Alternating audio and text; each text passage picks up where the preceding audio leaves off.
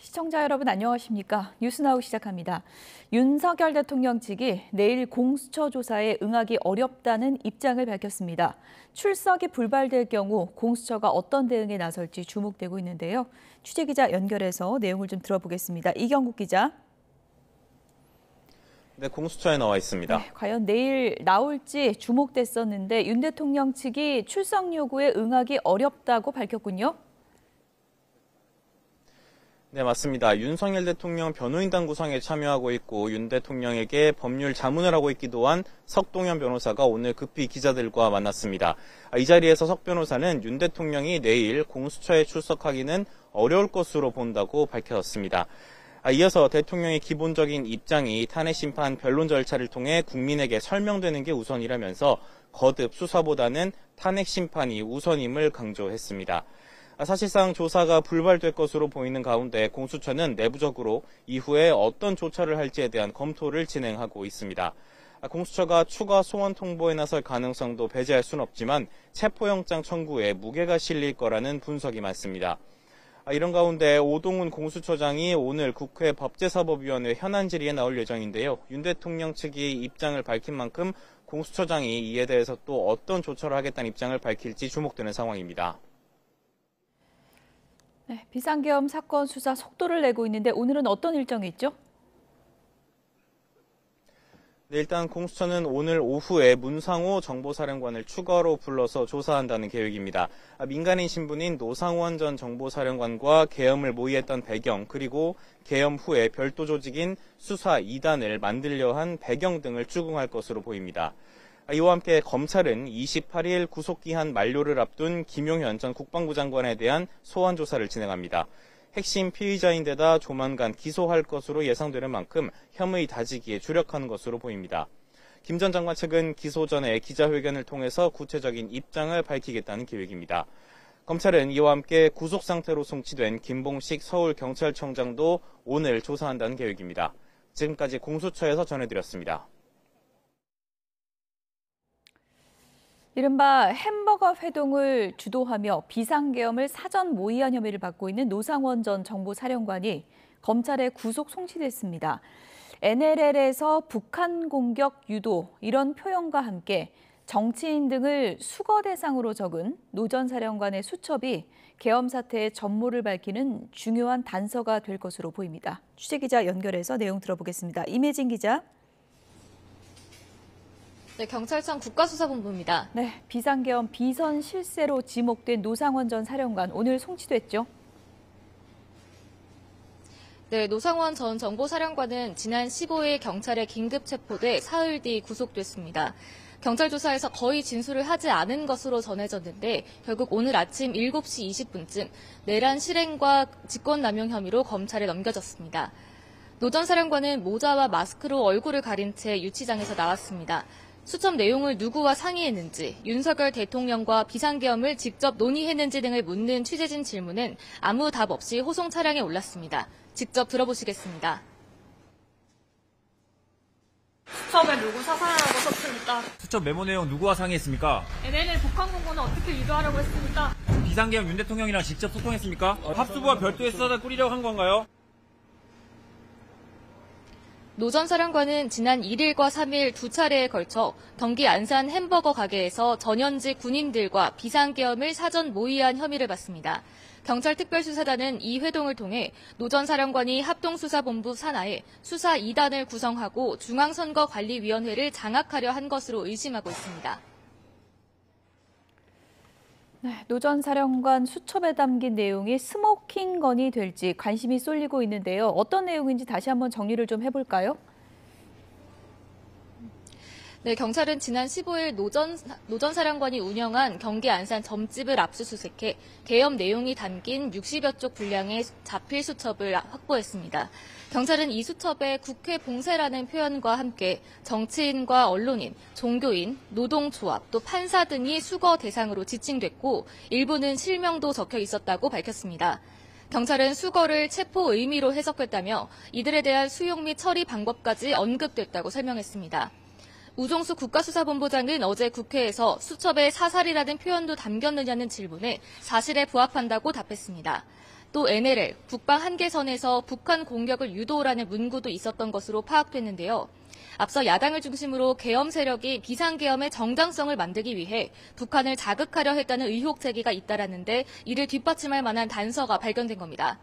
실제 북한 도발을 유도한 정황이 확인되면 내란 혐의에 더해 외환죄 등으로까지 수사가 확대될 수 있다는 전망이 나옵니다.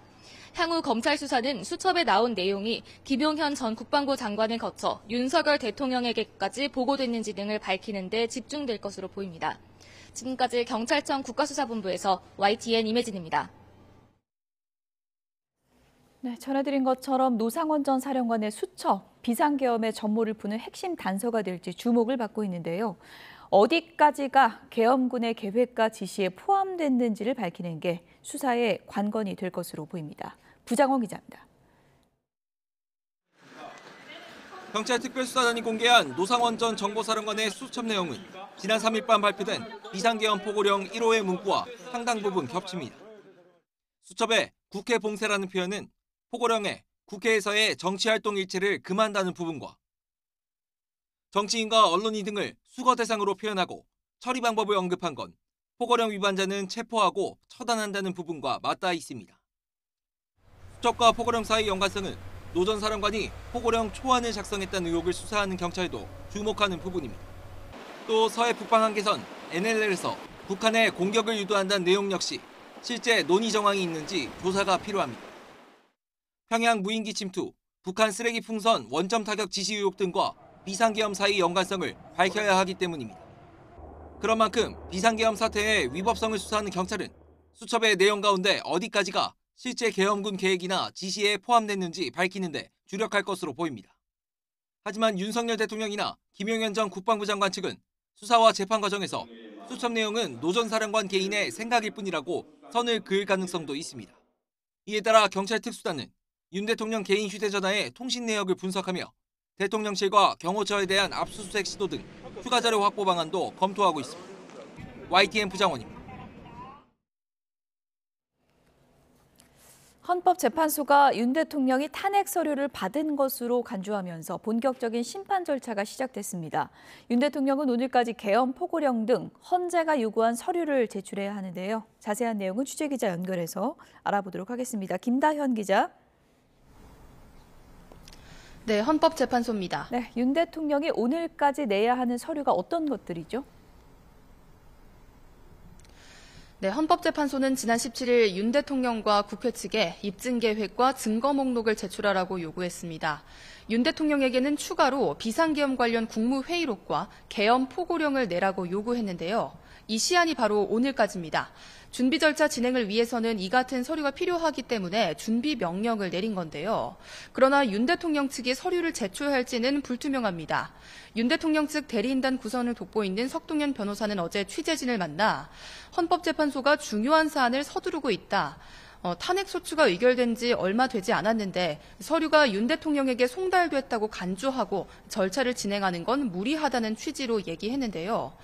윤 대통령 측이 이렇게 공개적으로 입장을 밝힌 만큼 오늘까지 자료 제출을 내라는 헌재 요구에 응하지 않을 가능성도 있어 보입니다. 일단 사흘 뒤 27일이 첫 준비 기일인데 이건 예정대로 진행이 되는 거죠? 네, 그렇습니다. 이제 첫 변론 준비 기일이 사흘 앞으로 다가왔습니다. 준비 기일은 쟁점과 심리 계획을 정리하는 절차인데 당사자 출석 의무가 없어서 윤석열 대통령은 직접 나오지 않아도 됩니다. 다만 대리인은 참여해야 하는데요. 일단 국회 측을 대리하는 법무법인 LKBN 파트너스 20 또 시민은 어제 헌재에 소송 위임장을 제출했습니다. 지난 2012년 이명박 전 대통령 내곡동 사점회의 의혹의 특별검사로 활동한 이광범 변호사와 김희수 전 헌법재판관 또 송도환 전 인권위원장 등 전체 대리인단의 규모는 모두 17명입니다.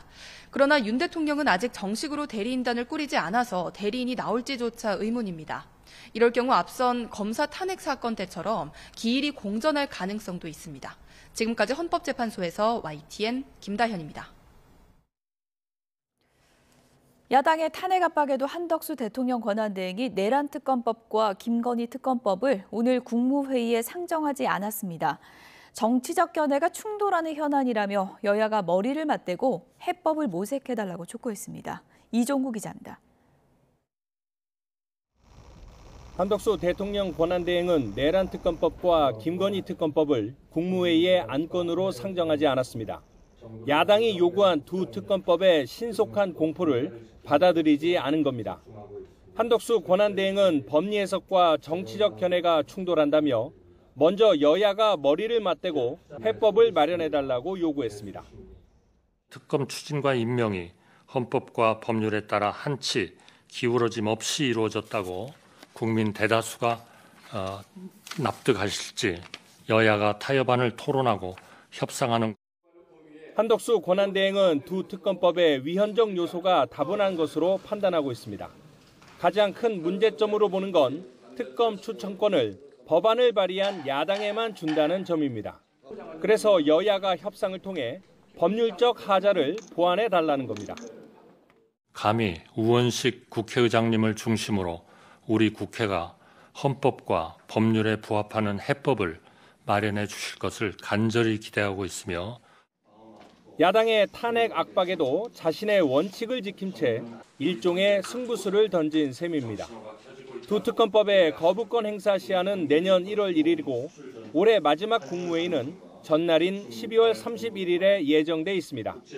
이때까지 정치권에서 별다른 진전이 없다면 한덕수 권한대행이 거부권을 행사할 가능성이 커 보입니다. YTN 이종구입니다. 이러자 민주당은 한덕수 대통령 권한대행에 대해서 즉각 탄핵 절차를 시작하겠다고 밝혔습니다. 국민의힘은 민주당의 행태가 조폭과 다름없다고 날선 반응을 보였습니다. 국회 취재기자 연결해 보겠습니다. 임성재 기자. 네, 국회입니다. 네, 오늘이 민주당이 제시했던 일종의 탄핵 데드라인이었는데 민주당이 결국 탄핵 절차에 들어가겠다고 밝혔군요. 네, 민주당은 한덕수 권한대행 탄핵 절차를 즉시 시작하겠다고 강하게 반발했습니다. 박찬대 원내대표는 아침 회의에서 오늘은 한대행에게 준 마지막 시한이었다고 날을 세웠습니다. 특히 한대행이 여야가 토론하고 협상하라고 발언한 것을 두고 내란 수사가 어떻게 타협의 대상이 될 수 있느냐고 반문했습니다. 관련 발언 들어보겠습니다. 한덕수 총리의 말은 시간을 지연해 내란을 지속시키겠다는 것 외에 달리 해석할 길이 없습니다. 이 과정에서 박 원내대표는 한대행을 권한대행이 아닌 총리로 표현했는데요. 이는 한대행의 탄핵소추 기준선은 대통령 탄핵 기준인 의원 200명이란 여당의 주장과 달리 재적의원 300명의 과반, 즉 150명만 찬성하면 된다는 점을 분명히 한 발언으로 풀이됩니다. 실제로 박 원내대표는 한대행 탄핵을 공언하며 국무총리는 국민이 선출하지 않았다는 점을 강조했습니다. 민주당은 오후에 비상의원총회를 열어 한대행 탄핵 여부를 최종 결정한다는 계획입니다. 반면 국민의힘은 민주당의 한대행 탄핵 추진을 일종의 협박으로 판단하고 있습니다. 권성동 원내대표는 의원총회 모두 발언에서 민주당의 모습은 마치 이틀 안에 돈을 입금하지 않으면 보복하겠다고 협박하는 조폭과 다름없다고 비판했습니다. 관련 발언 들어보겠습니다. 민주당이 말하는 내란 국법은 헌정 질서를 파괴하겠다는 독재 정치의 슬로건에 다름없다 이렇게 생각합니다. 박형수 원내수석 부대표도 YTN 라디오 인터뷰에서 정해진 기간과 달리 무작정 법률안을 공포하라는 건 바람직하지 않다고 지적했습니다. 다만 국민의힘은 오늘 당장 한대행에게 두 특검 법안에 대한 제2요구권 행사를 건의하진 않을 것으로 보입니다. 모레 첫 회의를 여는 국정협의체의 실무협의차 양당 김상훈, 진성준 정책위 장관 만남도 이뤄졌는데 이 비공개 회의에서 관련 언급이 있었는지도 주목됩니다. 네, 국민의힘에서는 오늘 비대위원장 지명했죠? 네, 여당은 오전 의원총회를 진행했습니다. 이 자리에서 권성동 원내대표가 오선 권영세 의원을 새 비상대책위원장으로 지명했습니다. 한동훈 전 대표가 사퇴한 지 8일 만에 여당의 새 지도부가 들어서게 되는 셈입니다. 권 원내대표는 새 비대위는 국정 안정과 당 화합과 변화라는 이 중책을 맡아야 한다고 말했습니다. 이어 그 어느 때보다 풍부한 경험을 가진 즉시 투입 가능한 전력이 필요했다고 지명 배경을 설명했습니다. 권영세 의원은 의총 뒤 기자들과 만나 이 당이 안정되지 않은 상태에선 쇄신이 이뤄질 수 없다고 강조했습니다. 다만 권 의원이 윤석열 정부의 초대 통일부 장관을 역임하는 등 친윤 인사로 분류된다는 점은 숙제로 남게 될 전망입니다. 앞서 비윤계를 중심으론 도로 친윤당이 돼서는 안 된다는 경고의 메시지가 줄을 이었습니다. 네, 지금 헌법재판관 임명 문제도 난제인데요. 오늘 조한창 후보자 인사청문회 진행되고 있는 거죠? 네, 국회 헌법재판관 인사청문특위는 조한창 헌법재판관 후보자 인사청문회를 진행하고 있습니다. 조 후보자는 여당이 추천한 인물인데요. 다만 국민의힘은 애초 헌법재판관 임명은 대통령의 국가원수지위에서 나오는 권한이라며 이 권한 대행이 이를 처리할 순 없다는 입장입니다. 이 때문에 어제 정계선 마흔혁 헌법재판관 후보자 인사청문회에 불참한 것에 이어 오늘도 불참했습니다. 조 후보자는 모두 발언에서 헌법 정신의 근간은 국가 권력에 대한 통제라며 임명된다면 헌법 질서 수호를 위해 노력하겠다고 밝혔습니다. 야당 주도로 진행되는 인사청문회에선 이 비상계엄 사태의 위헌 여부와 대통령 권한 대행이 헌법재판관을 임명할 수 있는지 견해를 묻는 질문 등이 나오고 있습니다. 지금까지 국회에서 YTN 임성재입니다. 정치 브로커 명태균 씨 사건을 수사 중인 검찰이 이른바 황금폰으로 불리는 명 씨의 휴대전화에서 윤석열 대통령의 공천개입 의혹 관련 통화 파일을 확보했습니다. 윤 대통령이 윤상현 당시 공천관리위원장에게 김영선 전 의원의 공천을 직접 얘기했다는 내용 등이 담긴 걸로 파악됐습니다. 박광렬 기자가 보도합니다. 지난 10월 더불어민주당은 윤석열 대통령과 명태균 씨 통화 내용이 담긴 17초 분량 녹음 파일을 공개했습니다. 2년 전 6월 재보궐선거로 국회에 입성한 김영선 전 의원 공천에 윤 대통령이 개입했다는 의혹 관련 내용이었습니다. 통화 날짜로 지목된 2022년 5월 9일은 대통령 취임 전날이자 재보궐선거 후보자 발표 하루 전입니다.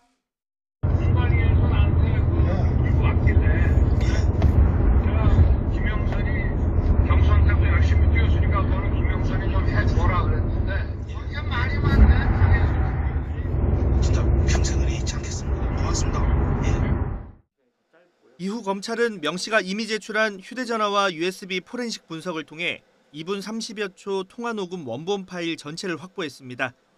원본에는 윤 대통령이 명 씨에게 김 전 의원 공천과 관련해 당시 재보궐선거 공천관리위원장이던 윤상현 의원의 이름을 거론하는 내용이 담겼습니다. 김영선 공천에 윤한홍, 권성동 의원이 불편한 것 같다는 명 씨 말에 윤 대통령은 윤 위원장이 공관위원장이니까 한 번 더 얘기하겠다는 취지로 말한 거로 검찰은 파악했습니다. 지난 11월 기자회견에서 누구에게 공천을 주라고 한 적이 없다며 공관위원장이 윤상현 의원이란 것도 몰랐다고 밝힌 점과 정면으로 배치되는 대목입니다. 저는 그 당시에 공관위원장이 우리 정진석 비서실장인 줄 알고 있었어요. 지방선거 공관위원장이 이거를 같이 하는 거라고 생각을 하고 원리 원칙에 대한 얘기만 했지 누구를 공천을 주라 이런 얘기는 해본 적이 없습니다. 검찰은 윤 대통령과 명 씨 통화 50여 분 뒤 명 씨와 김건희 여사와의 통화 내용도 확보한 거로 알려졌습니다. 김 여사가 명 씨에게 당선인이 지금 전화를 했고 걱정하지 마라, 잘 될 거다란 취지로 말하는 내용이 담긴 것으로 검찰은 보고 있습니다. 여기에 명 씨가 지난 대선 경선 기간 전후 책임당원 대상 비공표 여론조사 결과를 메신저를 통해 윤 대통령에 4차례 전달한 내용도 검찰 확보 자료에 포함된 것으로 파악됐습니다. YTN 박광렬입니다. 공천 개입 의혹의 핵심 인물인 명태균 씨에 대한 첫 재판이 열렸습니다. 명 씨 측은 황금폰 제출로 구속 사유인 증거인멸의 우려가 없다며 보석을 청구했는데요. 강혜경 씨도 명 씨가 보석 청구용으로 황금폰을 제출한 걸로 본다고 주장했습니다. 이명준 기자입니다. 공천 개입 의혹을 수사하는 검찰이 핵심 관계자인 강혜경 씨를 18일 만에 다시 검찰청으로 불렀습니다. 오세훈 시장 여론조사 관련 조사를 이어나간 것으로 전해졌습니다. 검찰 조사에 앞서 강 씨는 명태균 씨가 황금폰을 제출한 건 보석 청구용인 것 같다고 주장했습니다. 휴대폰 제출했다 했을 때 이제 보석 청구용이 아닌가라는 생각을 했었거든요. 법원은 명 씨와 김영선 전 의원 등 5명에 대한 첫 재판을 열었습니다. 재판 진행을 위해 증거 목록과 증인 채택 등을 정하고 추가 일정을 정하는 공판 준비 기일입니다. 명 씨 측은 기존 입장대로 공소 사실을 모두 부인했습니다. 특히 증거 은닉 교사와 관련해선 법리적 다툼이 많다며 치열한 공방을 예고했습니다.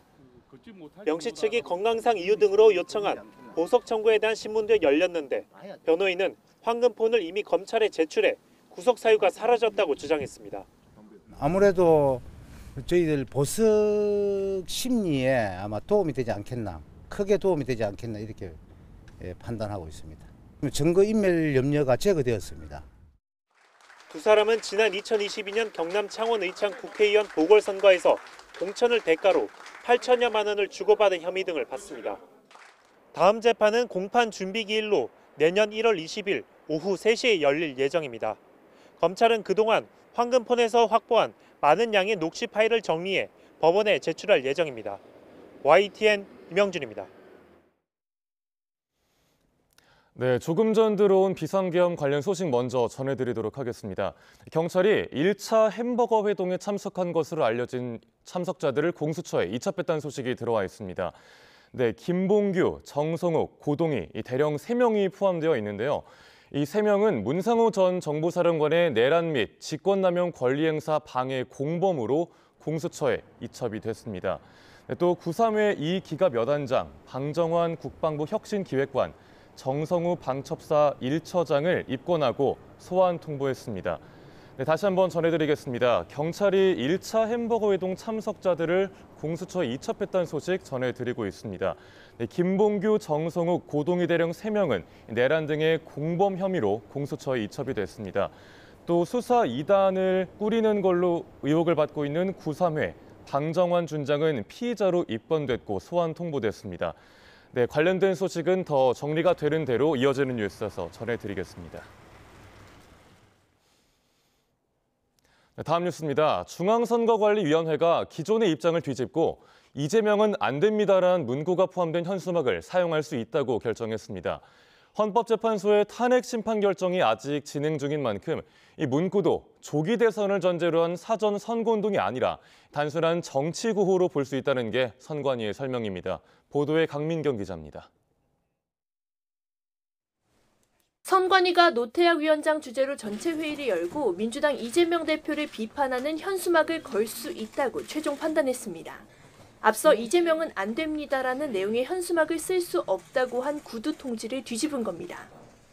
선관위는 사회 변화와 국민 눈높이를 고려해 정치적 표현의 자유를 폭넓게 보장하는 방향으로 공직선거법 제254조를 운용하기로 했다고 설명했습니다. 윤석열 대통령에 대한 헌법재판소의 탄핵 심판 결정이 진행 중인 만큼 이재명은 안 됩니다라는 부분도 사전 선거운동이 아닌 단순한 정치 구호로 볼 수 있다는 겁니다. 현수막 논란은 지난 19일 국민의힘 정현욱 의원이 자신의 지역구에 이 문구를 걸려 했다가 불가방침을 받았다고 공개한 데서부터 시작됐습니다. 당시 조기 대선 가능성이 나오는 상황에서 특정 후보의 낙선을 목적으로 하는 사전 선거운동은 안 된다는 게 선관위의 설명이었습니다. 하지만 윤석열 탄핵 불참, 정현욱도 내란 공범이다고 주장한 조국혁신당 현수막은 허용됐다는 사실이 알려지자 국민의힘은 즉각 날을 세웠습니다. 선관위가 무슨 권한과 자격으로 윤석열 대통령 탄핵 인용을 사실상 기정사실화하면서 조기 대선을 운운할 수 있다는 것인지 되묻고 싶습니다. 반발이 잇따르자 선관위는 섣부른 결정이었다며 일단 물러섰습니다. 법문만 검토를 하고 지금 전체적으로 볼 때는 너무 이른 섣부른 결정 아닌가 싶은 생각이 듭니다. 선관위가 결국 입장을 바꿨지만 국민의힘은 이번 주 안에 여당 의원을 내란 공범으로 표현한 현수막의 전수조사를 단행하겠다며 공세 수위를 더 끌어올렸습니다. 내란 공모 등등 해서 이제 현수막이 붙고 있는데 확정되지 않은 사실에 대해서 공표하는 것이기 때문에 법적 대응이 불가피해 보이고요. 그 어느 때보다 예민한 전국에서 선관위가 보다 엄격한 기준을 세워야 했다는 지적에 이번 현수막 논란은 찜찜한 뒷맛을 남겼다는 평가입니다. YTN 강민경입니다. 네, 앞서 전해드린 대로 윤석열 대통령의 법률 자문을 맡고 있는 석동현 변호사가 기자들과 만나 내일 윤 대통령의 공수처 출석은 어려울 것 같다고 밝혔는데요. 그 현장으로 한번 가보겠습니다.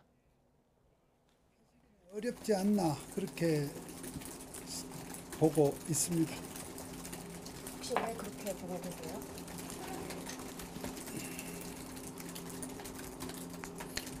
아직 여건이 안 되었다는 정도로 말씀을 드리겠습니다. 대통령은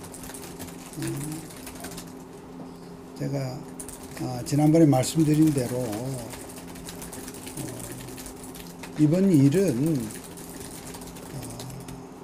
헌법재판소의 탄핵 심판 절차가 국회가 또 그렇게 소추를 한 만큼 탄핵 심판 절차가 우선이라는 생각을 하고 있고 그 탄핵 심판 절차가 적어도 좀 가닥이 잡히고 어느 정도 대통령의 그러니까 탄핵 심판 피청구인으로서 대통령의 기본적인 입장 이런 부분들이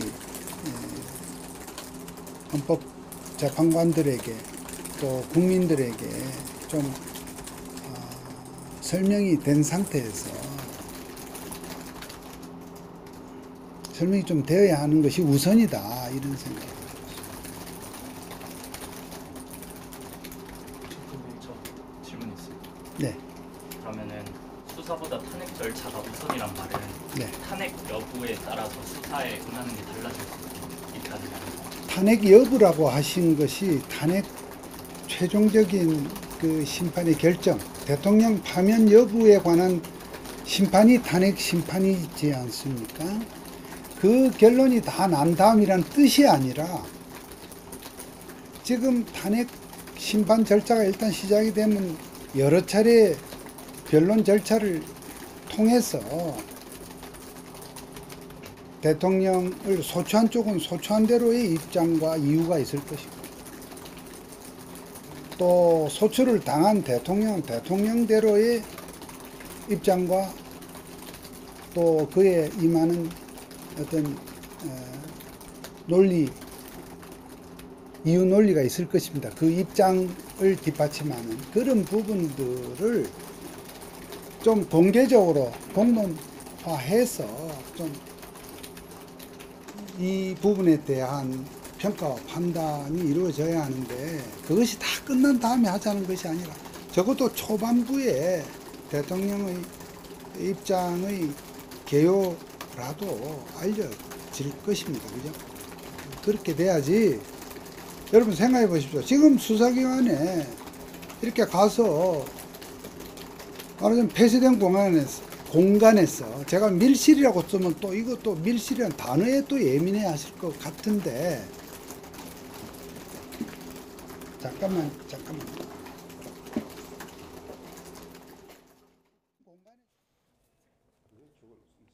네, 석동현 변호사의 발언 내용 듣고 왔습니다. 네, 윤 대통령 측은 내일 공수처 출석이 어렵다는 입장을 밝혔습니다. 아직 여건이 되지 않고 탄핵 심판 절차가 중요하게 생각한다는 입장을 밝혔는데요. 네, 변론 절차를 통해서 대통령의 입장이 먼저 밝혀져야 한다는 말을 했습니다. 네, 또 초기 공론화가 필요하다는 입장이고 이것이 수사가 회피는 아니라는 입장도 밝힌 바 있습니다. 네, 윤 대통령 측은 때가 되면 수사 절차에는 응하겠다고 했습니다. 네, 변호인단은 26일, 그러니까 내일 모레 이후로 탄핵 심판 관련 입장을 낸다는 입장도 전해졌습니다. 네, 석동현 변호사의 발언 내용은 이어지는 뉴스에서 정리해서 전해드리도록 하겠습니다.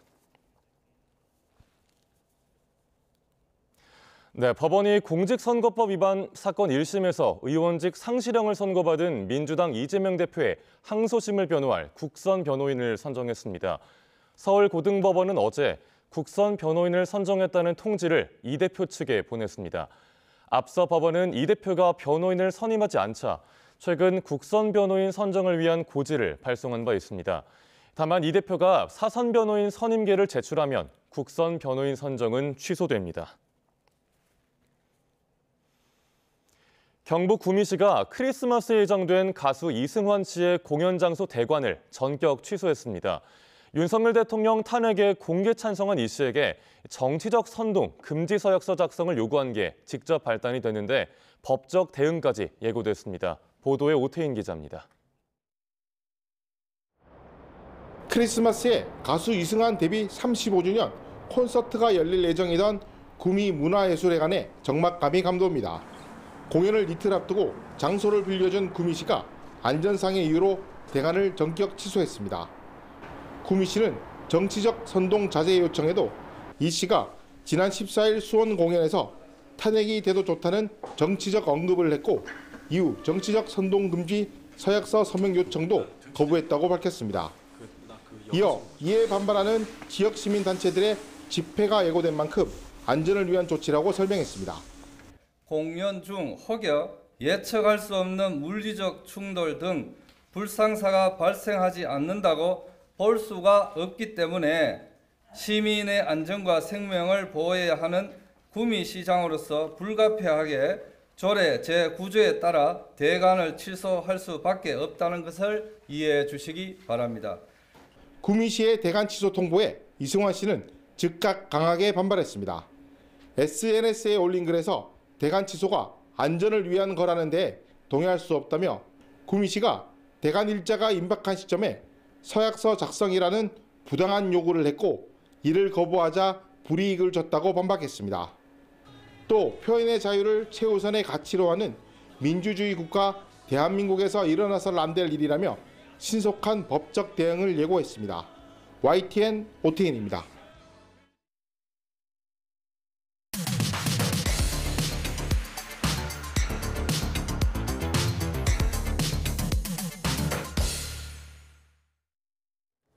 각이 살아있는 정치평론 시사정각 시작하겠습니다. 오늘은 김근식 전 국민의힘 비전전략실장 그리고 복귀왕 더불어민주당 의원 두 분 나오셨습니다. 어서 오세요. 안녕하세요. 네. 민주당에서 한덕수 권한대행 탄핵 절차에 들어가겠다 이렇게 밝혔습니다. 그 얘기부터 듣고 오겠습니다. 그러나 한덕수 총리는 오늘 국무회의에서 특검법을 공포하지 않겠다는 뜻을 분명히 했습니다. 특검 추진과 임명을 두고 여야가 타협안을 토론하고 협상하는 것부터 시작해야 한다고 말하는데 내란 수사가 어떻게 타협의 대상이 될 수 있습니까? 한덕수 총리의 말은 시간을 지연해 내란을 지속시키겠다는 것 외에 달리 해석할 길이 없습니다. 민주당은 내란 대행 한덕수 총리에 대한 탄핵 절차를 바로 개시하겠습니다. 아침 회의에서 탄핵안을 발의하겠다고 공언을 했습니다. 자기들의 요구를 들어주지 않으면 탄핵을 하겠다는 협박입니다. 마치 이틀 안에 돈을 입금시키지 않으면 보복하겠다고 협박하는 조폭과 다름없는 행태입니다. 민주당은 입만 열면 내란 국법을 주장합니다. 하지만 지금 민주당이 말하는 내란 국법은 헌정 질서를 파괴하겠다는 독재 정치의 슬로건에 다름없다 이렇게 생각합니다. 민주당이 권한대행을 이토록 압박하는 이유는 이재명 대표의 사법 리스크가 더 커지기 전에 본격화되기 이전에 조기 대선을 실시하겠다는 목적입니다. 네, 한덕수 대행도 이제 탄핵하겠다. 민주당이 이런 입장을 밝혔습니다. 그러니까 오늘이 데드라인이었는데 데드라인 안 지켰다 이 얘기죠? 데드라인을 안 지키고 그리고 다음 주가 이제 사실 이제 기한이 끝나는데요. 31일 날 검토하겠다, 할 수 있다라는 가능성을 모두 발언해서 전해줬으면 모르겠는데 안 하겠다라고 사실 못 박은 거나 마찬가지예요. 여야 타협해서 하나의 의견을 줘라라고 이야기를 했지 않습니까? 그건 안 하겠다는 거잖아요.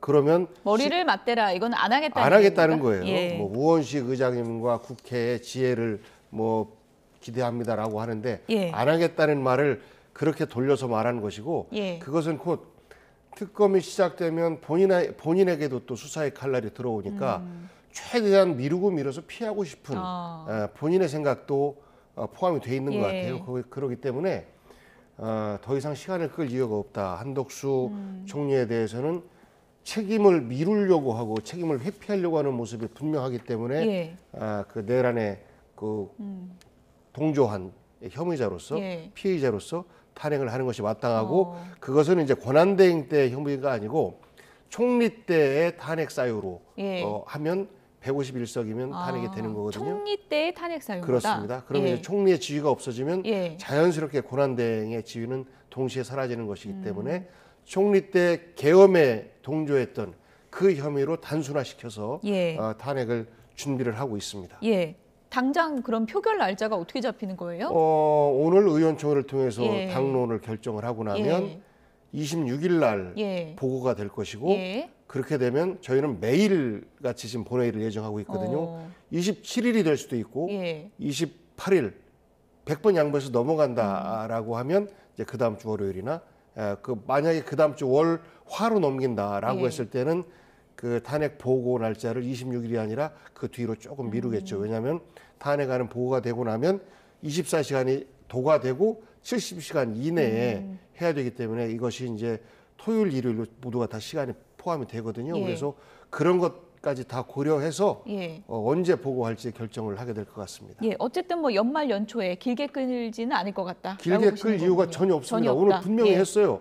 그리고 정책의 일관성을 유지해야 한다라고 하는 것은 윤석열 대통령의 입장과 정책 방향을 그대로 유지하고 따르겠다라고 선언한 것이에요. 그렇기 때문에 더 이상 한덕수 체제를 용인하는 것은 비상계엄에 반대하고 윤석열 대통령의 탄핵에 찬성한 국민들의 의견을 우리가 받아 앉지 못하는 것이다라고 생각하는 겁니다. 한덕수 대행의 탄핵 요건 200표 이상이냐, 151표 이상이냐. 저희가 어제도 이제 그 문제 따져봤는데 민주당의 논리는 총리 때 탄핵 사유로 표결을 하는 거니까 151이다. 이렇게 보고 있는 거거든요.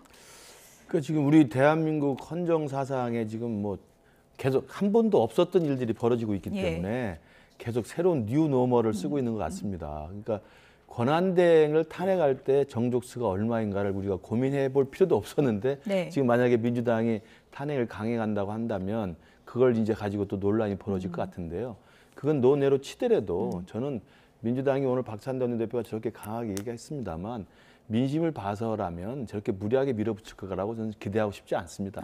왜냐하면 저도 국민의힘 소속으로서 우리 권성동 권한대행이 헌법재판관 임명을 계속 미루는 것에 대해서는 저는 가당치 않다. 그러니까 권한대행으로서 헌법재판관 빈 자리를 채워주는 건 당연히 해야 될 일이고. 한덕수 대행 얘기하시는 거예요? 한덕수 대행이요. 그런 건데 그것을 미루는 이유는 뻔한 거 아니겠어요? 미루라고 요구하는 권성동 대행이 미루라고 요구하는 것은 되도록이면 탄핵 심판 절차를 미뤄가지고 어떻게든 이재명 대표의 대법 판결까지 끌어보겠다는 생각이잖아요. 국민들이 용납하기가 힘들죠.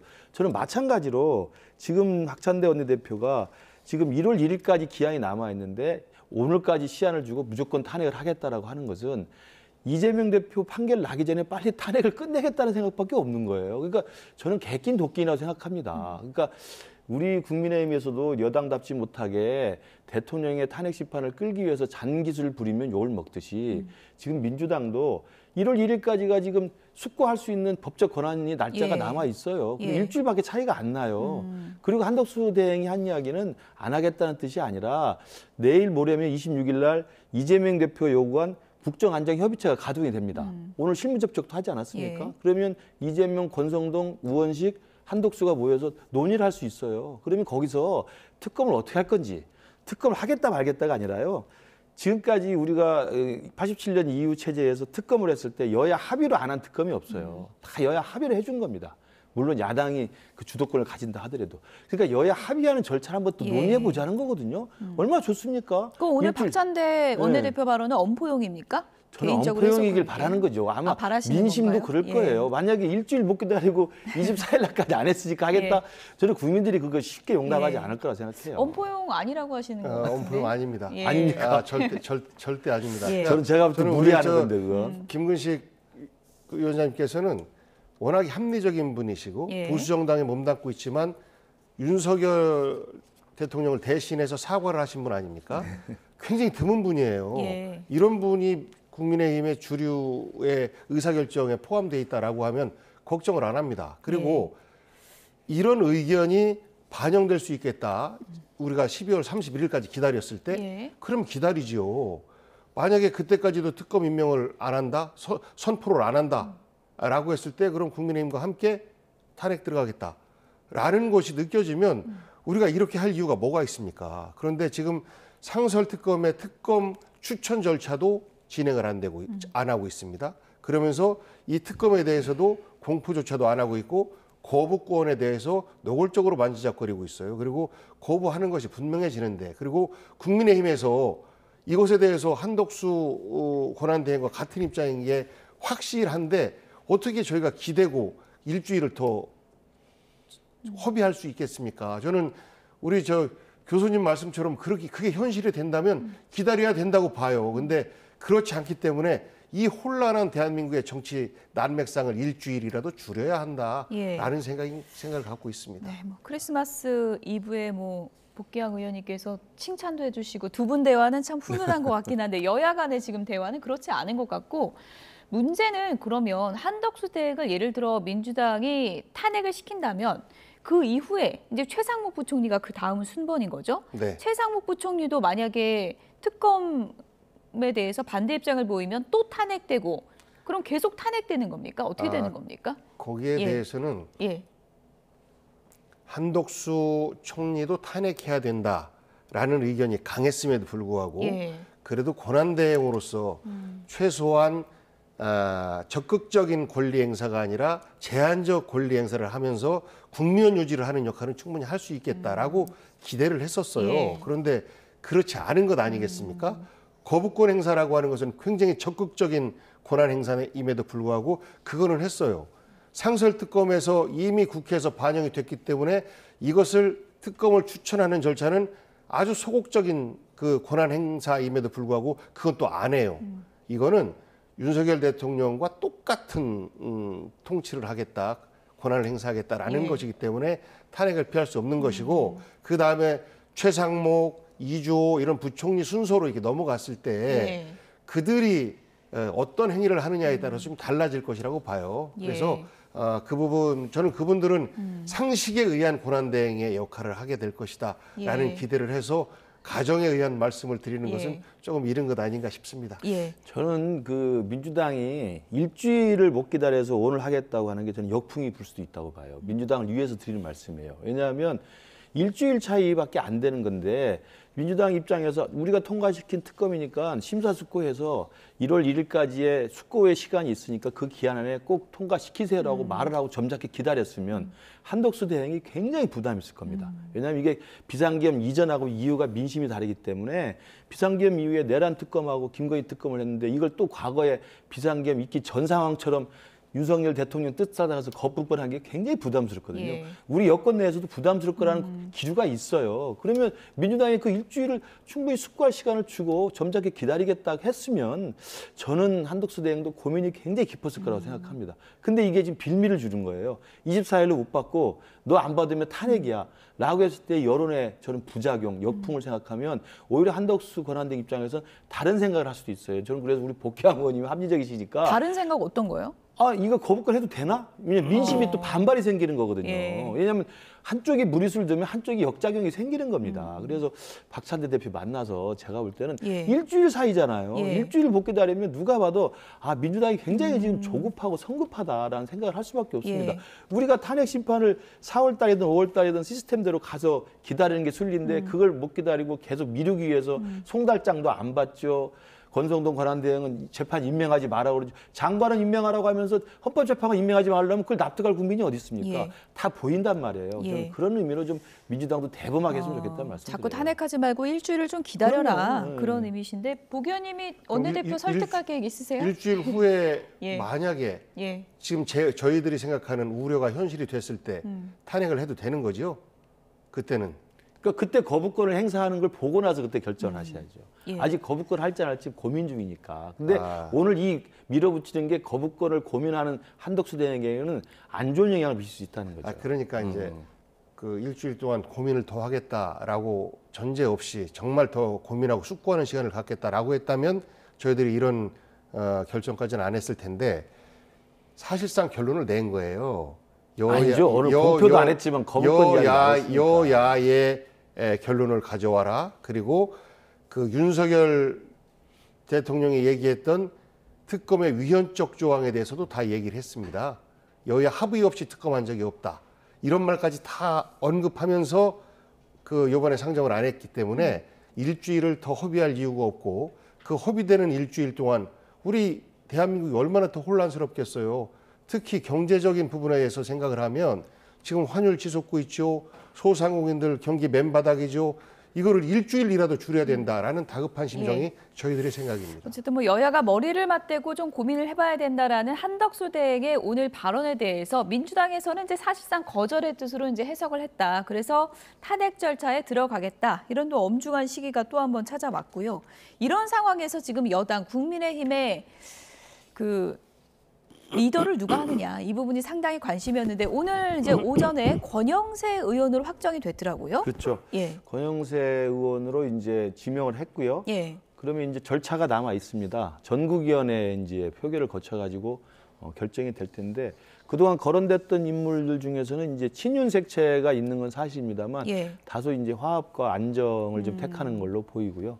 무리수를 두는 분은 아니라는 게 이제 당내 평가이기도 하고 그래서 그러나 이제 전반적으로 국민 입장에서 봤을 때는 지난 탄핵 표결 때 85명의 우리 당 국회의원분들이 탄핵 반대를 강하게 결집을 했기 때문에 과연 우리 당의 향후에 이 계엄 옹호당이라는 이미지에서 과연 자유로울 수 있을까? 그렇다고 한다면 권영세 이 비대위원장도 사실은 친윤계의 좌장으로 분류가 되고 또 이 윤석열 정부 초대 통일부 장관을 했었고 계엄 막는 표결도 하지 않은 그렇죠. 분이죠. 네. 그렇기 때문에 국민들 입장에서는 이게 변화와 쇄신보다는 안정과 일사불란한 대우로 가겠다 이런 식으로 익힐 가능성이 있어서 향후에 권영세 권한 비대위원장이 어떻게 이 계엄 문제를 처리할지 두고 봐야 될 것 같습니다. 권영세 비대위원장이 그럼 조기 대선이 치러진다면 대선도 관리하는 역할을 하게 되는 건가요? 그 전에 탄핵 심판 절차 결론이 한 고비가 남아 있죠. 그렇군요. 탄핵에 대한 결과가 나와서 기각이 되거나 인용이 될 경우는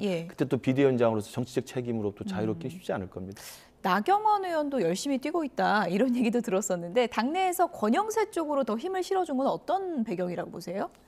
글쎄요, 그건 제가 잘 모르겠습니다만 나경원 의원도 뭐 거론됐던 분 중에 하나입니다만 권영세 의원이 아무래도 위기 상황에서 상황을 관리하고 안정을 도모하는 측면에서는 리더십이 좀 인정받은 측면이 있습니다. 과거에도 사무총장 했을 때 특히 박근혜 당시 대통령 대표 때 이 부분에 대한 상황 관리의 그 평가가 좀 있고 지난번에 윤석열 후보 대통령 선대위 시절에도 한번 선대위원회가 폭파되고 선대본부로 바뀌었지 않습니까? 그때 선대본부장을 맡아서 그 위기 상황에서 선대위 체제를 잘 꾸렸던 또 경험도 있고 그래서 아마 위기 상황에 이 조직을 관리하고 안정을 다지는 리더십으로는 아마 좀 높은 점수를 받은 게 아닌가 싶습니다. 네, 윤석열 대통령이 지금 뭐 계엄 사태 관련해서 수사 선상에 올려져 있지만 명태균 씨 관련 사건 수사도 지금 속도를 내고 있는 것 같습니다. 이른바 명태균의 황금폰이 열리면 어떤 얘기가 나올 것인가 이 부분이 이제 관심이었는데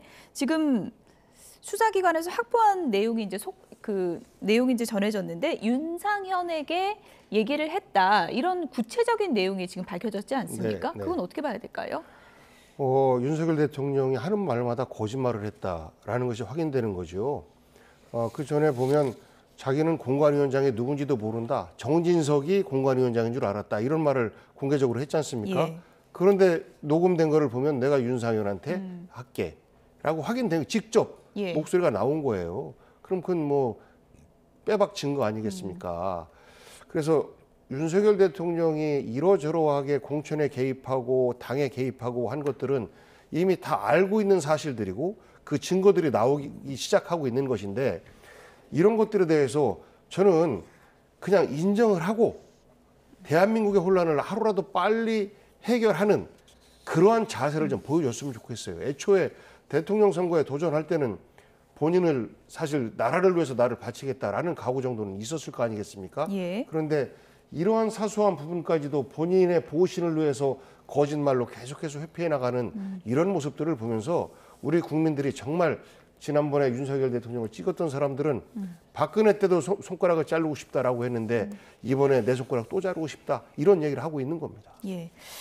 지난 기자회견 때 윤석열 대통령이 이 명태균 공천 개입 의혹과 관련해서 어떤 얘기를 했는지, 그리고 지금 이 보도에 언급된 윤상현 의원은 이 기사에 대해서 어떤 입장을 냈는지 오늘 입장까지 저희가 좀 들어보겠습니다. 공천을 가지고 제가 왈가불가할 수도 없고 또 인수위에서 진행되는 걸 꾸준히 보고받아야 되고, 저는 저 나름대로 그야말로 고3 입시생 이상으로 바빴던 사람입니다. 저는 그 당시에 공관위원장이 우리 정진석 비서실장인 줄 알고 있었어요. 지방선거 공관위원장이 이거를 같이 하는 거라고 생각을 하고, 그 당시 상황이 어땠는지 한번 물어보려고 그랬더니 재보궐 공관위원장은 별도로 윤상현 의원이 공관위원장을 했다 하더라고요. 저한테 전화해서 뭐 좀 이런 점들은 좀 여론이 좀 좋지 않으니 좀 더 바람직하게 하게 해달라고 저한테 막 부탁하는 경우는 있지만, 그런 경우에도 원리 원칙에 대한 얘기만 했지 누구를 공천을 주라 이런 얘기는 해본 적이 없습니다. 우리는 항상 9명의 공관위원들이 어떤 절차와 원칙에 의해서 공천을 했다. 뭐 주변에서 뭐 무슨 대통령이 전화했다 누가 했다. 저는 뭐 대통령 할아버지가 전화해도 휘둘리지 않는다라는 말씀을 드리고요. 사실 대통령이 김영선을 공천 줘라 저한테 얘기한 적이 없습니다. 네, 검찰에서 확보한 명태균의 휴대폰, 그 휴대폰을 포렌식해서 알아낸 내용에 따르면 윤석열 대통령이 윤상현한테 얘기했다라고 내용이 들어있다는 건데, 윤상현 의원은 전화를 받은 적이 없다고 하거든요. 어떻게 이해를 해야 되는 거죠? 그래서 검찰 수사가 조금 진전이 될 수 있겠죠. 그전에는 이제 황금폰의 그 위치가 어디였는지 몰랐기 때문에 확보를 못해서 그냥 떠도는 말이었는데, 뭐 포렌식이 지금 되는 과정이니까 그 명태균 씨의 황금폰이 확인이 돼가지고 정말 대통령의 그런 통화 내역이 있고 또 통화 내역에 대해 추적을 해서 실제로 대통령 말이 맞는지 확인하기 위해서 윤상현 의원을 다시 불러서 또 조사할 수도 있는 것이죠. 그러면 통화 내역 같은 게 있을 수도 있는 거 아니겠습니까?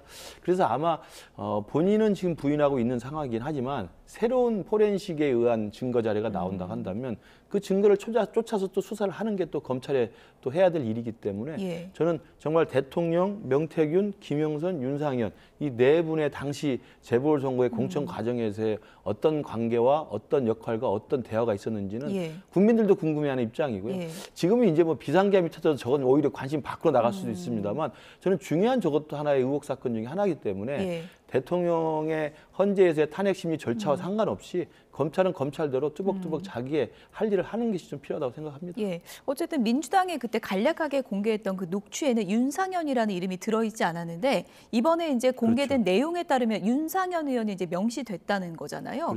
근데 윤상현 의원은 대통령 전화를 받은 적이 없다고 하는데, 대통령, 윤상현 의원 이렇게 연결돼서 공천이 이루어졌다는 걸 입증하려면 앞으로 뭐 어떤 걸 더 밝혀내야 되는 거죠? 그러면 윤상현 의원하고 당시 윤석열 대통령의 통화 내역 확인이 가장 일차적인 증거 확보가 필요한 거죠.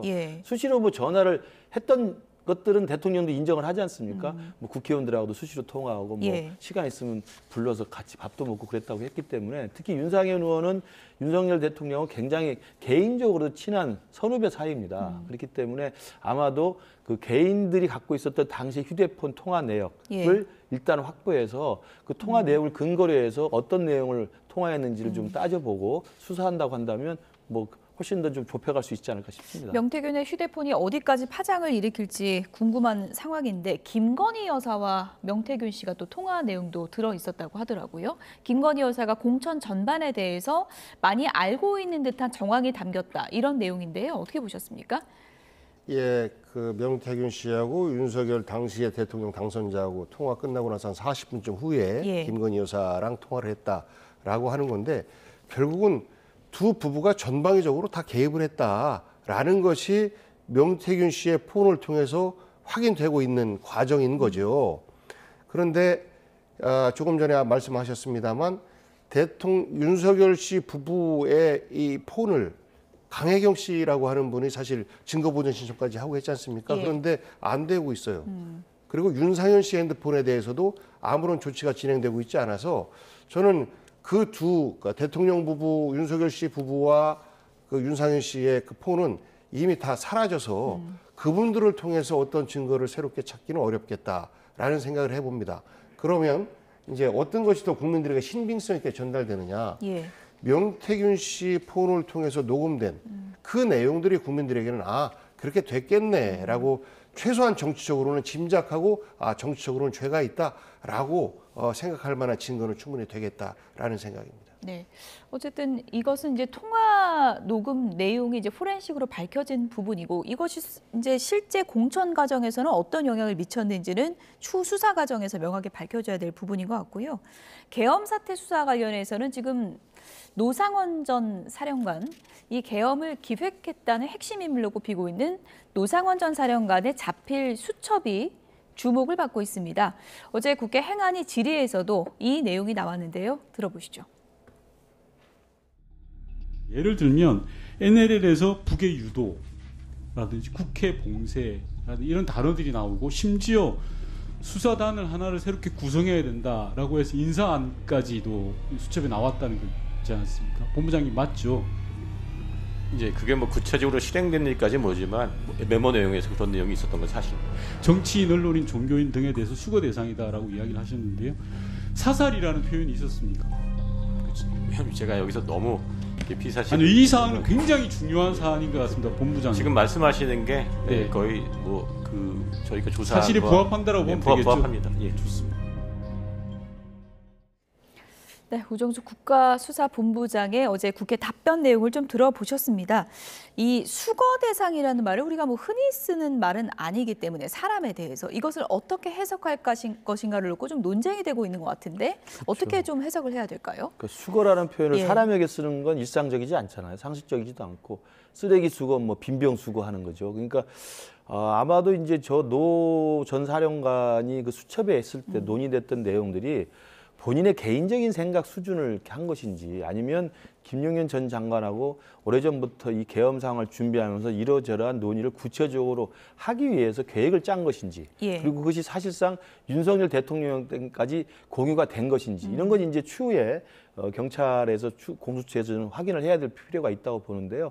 수거 대상이라고 쓰고 사살이라는 표현이 있었다는 걸로 봐서는 저희도 상상하고 싶지 않은 내용까지 상상이 되는 건 있습니다. 그러니까 그때 김어준 씨가 나와서 뭐 암살 쪽에 있었다는 이야기가 있었습니다만 예. 민주당 내에서도 그건 좀 과하다. 그런 상식적이지 않고 예. 아마 확인할 수 없다라고 했습니다만 지금 저런 단어들이 표현이 나오고 그러면 그리고 지금 노상원 전 사령관 같은 경우 일반 군인이 아닌 민간인 신분인데 불구하고 김용현 전 장관과의 돈도가 관계를 배경으로 해서 상당히 깊숙이 지금 계획을 했던 것으로 보이지 않습니까? 예.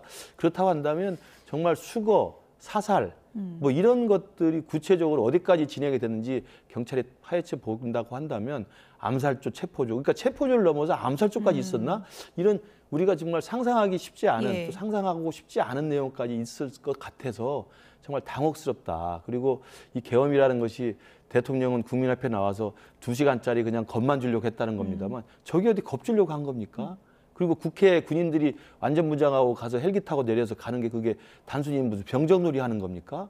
그리고 뭐 오늘 보니까 국회 사무총장이 국회의장 공간에도 계엄군이 왔다는 거 아니겠어요? 잠시 뒤에 저희가 영상 보여드리겠습니다. 그러니까 이런 예. 모든 걸 보면 그냥 했던 건 아닌 게 분명해 보여요. 그래서 아마 국수본, 공수처, 검찰에서도 그런 총체적인 계엄의 실행 계획과 규모를 아마 확인하고 있을 것 같은데 예. 정말 잘 확인해서 있는 그대로 진상을 규명하고 이제 처벌할 것 처벌해야 한다고 생각합니다. 노상원의 수첩, 저희가 조금 전에 그래픽으로 키워드를 보여드렸는데 다시 한번 좀 보여주시면 좋을 것 같습니다. 국회 봉쇄나 NLL에서의 북한의 공격 유도, 또 정치인, 언론인, 판사 등을 수거 대상으로 적시, 뭐 이런 내용인데 믿기 힘든 그런 내용들인데 뭐 노상원의 상상력 아니야? 이렇게 보는 시각도 있지만 포고령 내용과 상당히 닮아있다. 이렇게 보는 시각도 있더라고요. 그렇습니다. 예. 저것이 포고령의 기초가 되지 않았을까 싶고요.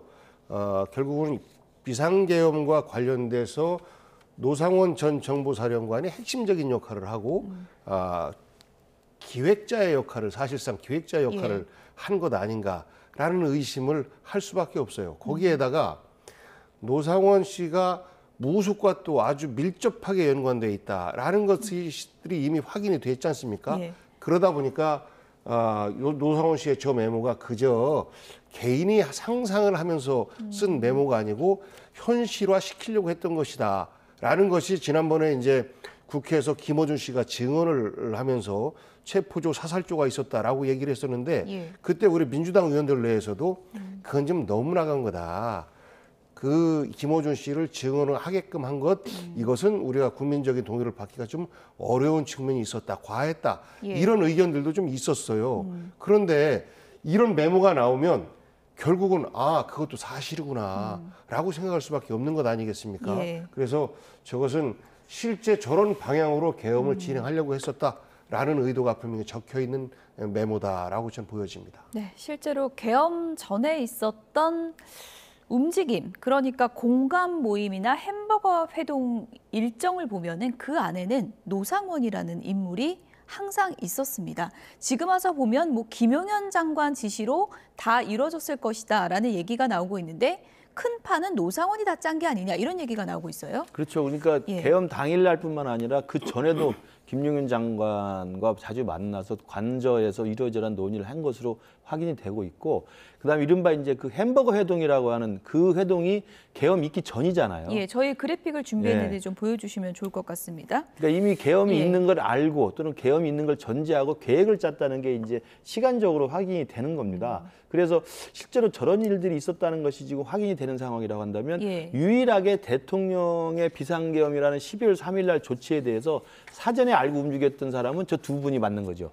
적어도 김용현 국방장관하고 당시 노상원 전 전문고사령관이 계엄이 있을 걸 전제해서 상당히 구체적으로 계획을 짜고 준비를 하고 움직임을 가졌다는 게 확인이 별동대까지 꾸렸다는 그렇죠. 거잖아요. 그러니까 뭐 예. 제2수사단도 마찬가지입니다만 예. 이게 이제 체포해서 구금할 것들을 확인했던 게 있고 구금한 다음에 수사할 것까지 확인한 거죠. 예. 그러니까 체포와 구금과 수사까지 이야기가 준비가 됐다는 거라고 한다면 단순하게 이게 계엄을 한 번만 하고 그냥 겁주고 말 거라는 게 아니라 그날 당시 그 새벽에 심야에 국회에서 비상계엄 해제 결의가 통과되지 않았다고 한다면, 정말 그래서 계엄이 시행이 됐다고 한다면 어떤 일이 벌어졌을지는 예. 진짜 상상하기 힘든 상황일 거라 봅니다. 노상원의 수첩에 담긴 내용이 실제 계엄 계획에는 어떻게 반영됐는지를 밝혀내는 게 수사에 상당히 좀 중요한 부분일 것 같고요. 계엄 당일에, 계엄 해제 이후에 국회의장 공간에 계엄군이 등장했습니다. 이 화면을 김민기 국회 사무처장이 오늘 기자회견을 통해서 공개했는데요. 당시 화면 보시죠.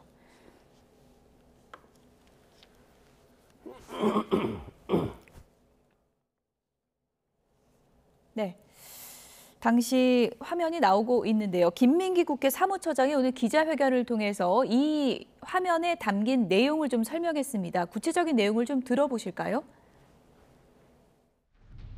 먼저 CCTV 영상을 보시겠습니다. 첫 번째 영상입니다.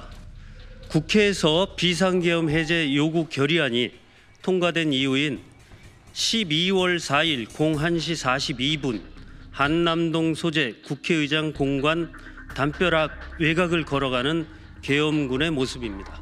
두 번째 영상입니다. 12월 4일 01시 50분 국회의장 공관 정문에 계엄군이 집결한 모습입니다. 이후 정문 진입로 앞부터 일정한 간격을 유지하고 본격적인 감시와 통제에 나서는 모습을 확인할 수 있습니다. 세 번째 영상입니다. 12월 4일 04시 45분 국무회의에서 비상계엄이 해제된 지 15분이 경과한 후에야 철수하는 계엄군 모습입니다. 네, 국회의장 공관을 둘러싼 계엄군의 모습, 그 당일의 CCTV 화면을 지금 보셨는데요. 저것이 이제 2차 계엄을 준비 중인 정황이다라는 민주당의 주장이 있지만 어떤 상황인지는 지금 정확히 밝혀진 상황은 아니고요. 일단 저 시간에 우원식 의장은 국회에 있었던 거죠? 그렇습니다. 예. 국회 본회의장에서 예. 국회가 언제 침탈당할지 모르고 하기 때문에 사실상 농성하고 있는 상황이었던 것이고, 그리고 그 당시에는 다시 또 2차 계엄을 하려고 한다. 해제 이후에 국회의원들이 흩어지고 나면 바로 또 2차 계엄을 할 것이다.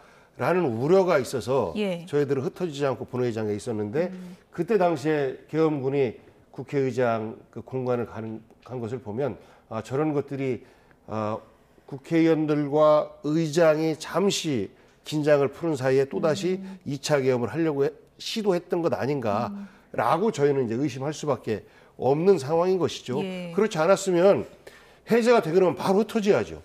근데 흩어지지 않고 오히려 공관으로 왔다. 사실 국회의장은 계엄 선포 말 떨어지자마자 곧바로 공관을 나와서 오셨거든요. 근데 해제하고 나서 안심하고 다시 돌아갔다면 체포될 수도 있는 거 아니겠습니까? 예. 실제 CCTV 확인해 보면 오전 4시 45분에 국무회의 통해서 이제 비상계엄이 해제된 이후에 이제 철수하는 모습까지 CCTV에 이제 모두 잡혔다고 하는데 우원식 의장이 이제 국회 본회의장에 있는 그런 상황이었고 저 새벽에 계엄군이 뭐 한두 명은 아니고 여러 명이 갔는데 뭐 어떤 목적으로 봐야 될까요? 그러니까 저는 체포조로서 만약에 그런 어떤 특수한 임무를 띠고 갔을 가능성이 있어 보여요. 예. 왜냐하면 이제 지금 뭐 체포해야 될 명단 같은 게 이야기가 되고 있고 거기에는 우원식 국회의장, 이재명 대표, 한동훈 대표 등등이 있지 않습니까? 그리고 실제로 당일날 국회에 들어온 병사들을 목격했던 당직자나 보좌관들 증언에 따르면은 자 누구 방으로 가, 누구 방으로 가 이게 배치가 돼 있었다는 겁니다. 누구 체포조라고 이렇게 짐작할 만한 내용들이 그리고 실제로 체포를 하려고 했던 시도가 있기 때문에. 당연히 그러면 우원식 국회의장에 대한 체포는 기정사실이 있었겠죠. 그런데 우원식 국회의장을 체포하기 위해서 그러면 당일날 국회에 있는 것으로 예상해서 국회로 가서 할 수도 있고 거기 없다고 확인됐을 때는 의장 공관으로 갔을 수 있지 않겠습니까? 그래서 아마 비상계엄을 선포한 다음에 치밀하게 주요 정치인사들에 대한 체포를 계획했다고 한다면 그 체포 계획에 따른다면 국회의장 공관에도 일정 정도의 병력을 보내서 만약의 사태를 대비해서 하겠다라는 생각을 우리가 역으로 좀 짐작할 수 있는 대목인 것 같습니다.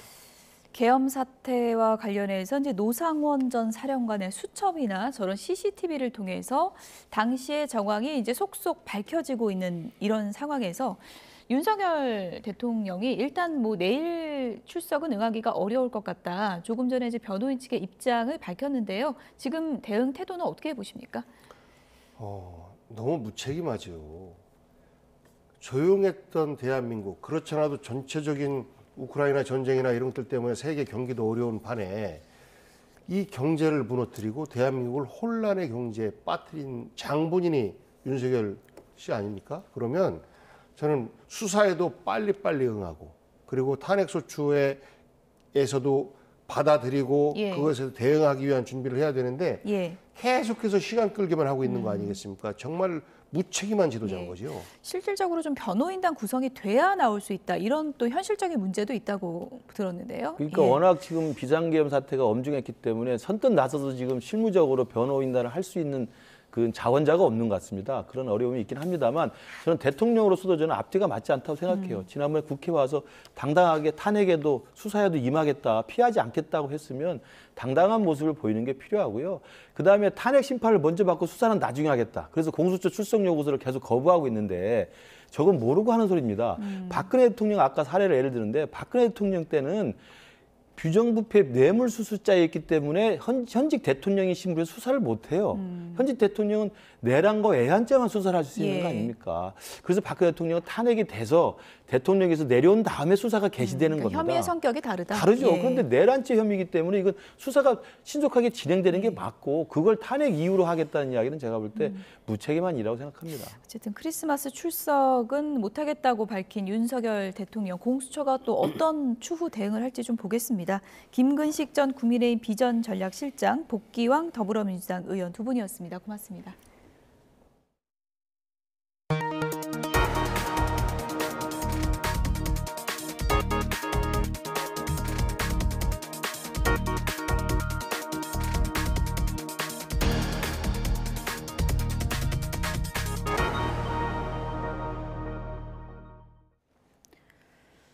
오늘 아침에도 매서운 추위가 이어졌지만 낮부터 점차 완화될 것으로 보입니다. 성탄절인 내일은 오늘보다 추위가 다소 누그러진다고 합니다. 취재기자 연결해서 날씨 알아보겠습니다. 김민경 기자, 지금 한파특보가 해제된 곳도 있죠? 네, 오전 10시를 기준으로 강원도 철원과 양구의 한파경보가 주의보로 완화됐고 경기 북동부와 충북 북부, 경북 북동산 간의 한파특보는 모두 해제됐습니다.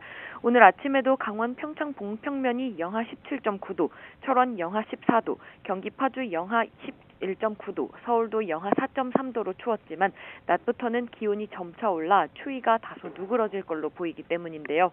중부 내륙과 강원, 경북 일부는 성탄절인 내일 아침까지 평년보다 기온이 낮겠지만 서울 영하 3도, 대전 영하 2도 등 내륙 대부분은 예년 수준의 추위가 예상됩니다. 기상청은 모레까지는 기온이 평년 수준을 유지하다가 금요일에 다시 북쪽에서 찬 공기가 내려와 서울이 영하 7도까지 떨어지며 재차 추워질 걸로 예보했는데요. 다만 추위가 다시 시작되더라도 연말까지는 서울 기준 한파특보가 발령될 만큼의 극한 한파 수준의 강추위는 아닐 걸로 전망됐습니다. 내일 밤 중서부에 눈 예보가 있긴 한데요. 올해는 화이트 크리스마스 기대하기는 어렵죠? 네, 지난해는 전국적으로 눈이 쏟아지며 8년 만에 화이트 크리스마스를 맞았는데요. 올해는 전국적인 화이트 크리스마스를 기대하기는 어려워 보입니다. 한반도가 고기압의 영향권에서 대체로 맑을 걸로 예상되기 때문인데요. 다만 밤부터 우리나라 북쪽을 지나는 기압골의 영향으로 중서부 일부 지역에서는 산발적으로 1cm 안팎의 눈이 날리겠고 남서풍이 불어들어오는 제주 산간에도 내일 늦은 밤부터 모레까지 1에서 5cm의 눈이 내릴 걸로 보입니다.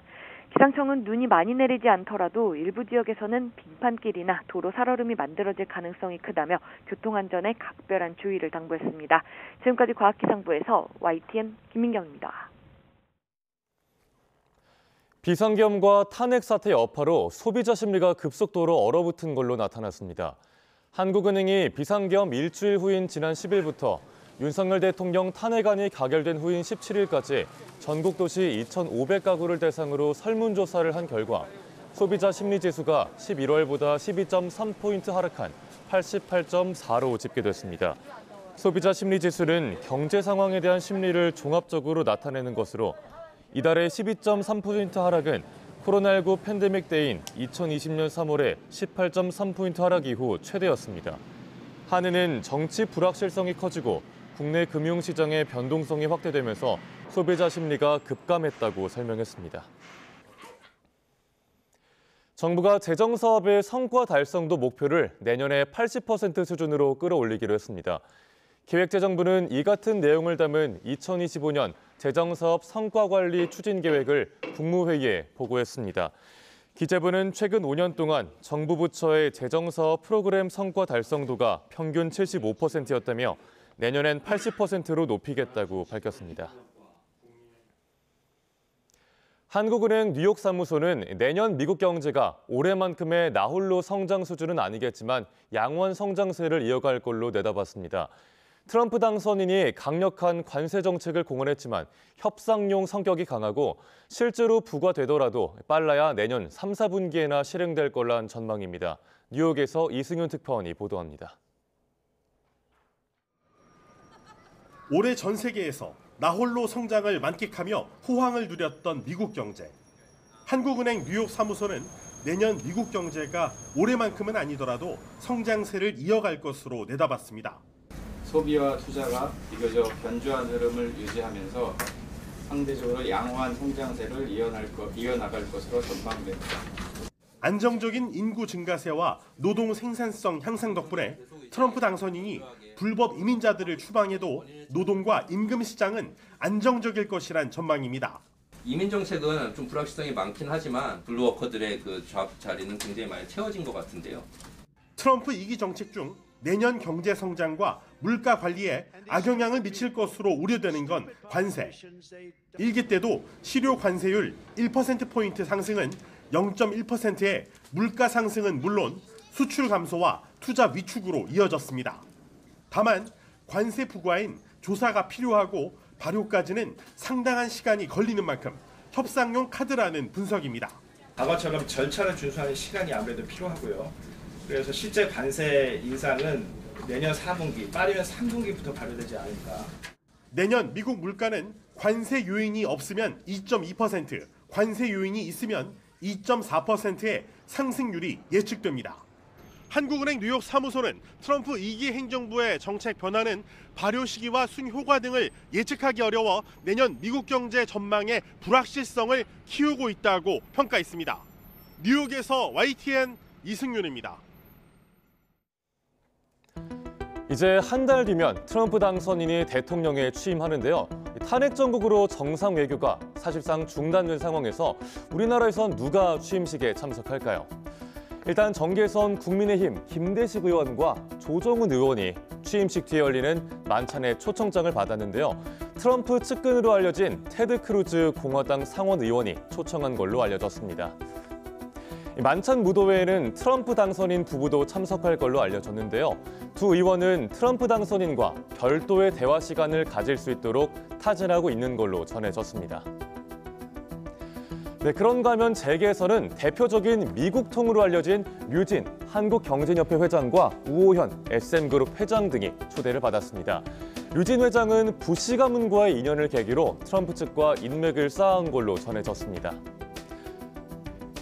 네, 마찬가지로 탄핵 정국 속에 트럼프 당선인의 취임식이 열렸던 지난 2017년 이재용 삼성전자 회장과 김승현 하나그룹 회장 등이 초청을 받았지만 참석하지는 못했죠. 이번 취임식에 초청받을 가능성이 거론됐지만 아직은 알려진 바가 없습니다.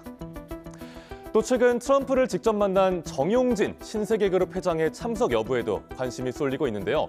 트럼프와 소통 채널 마련을 위한 정재계 사절단이 꾸려질지 주목됩니다.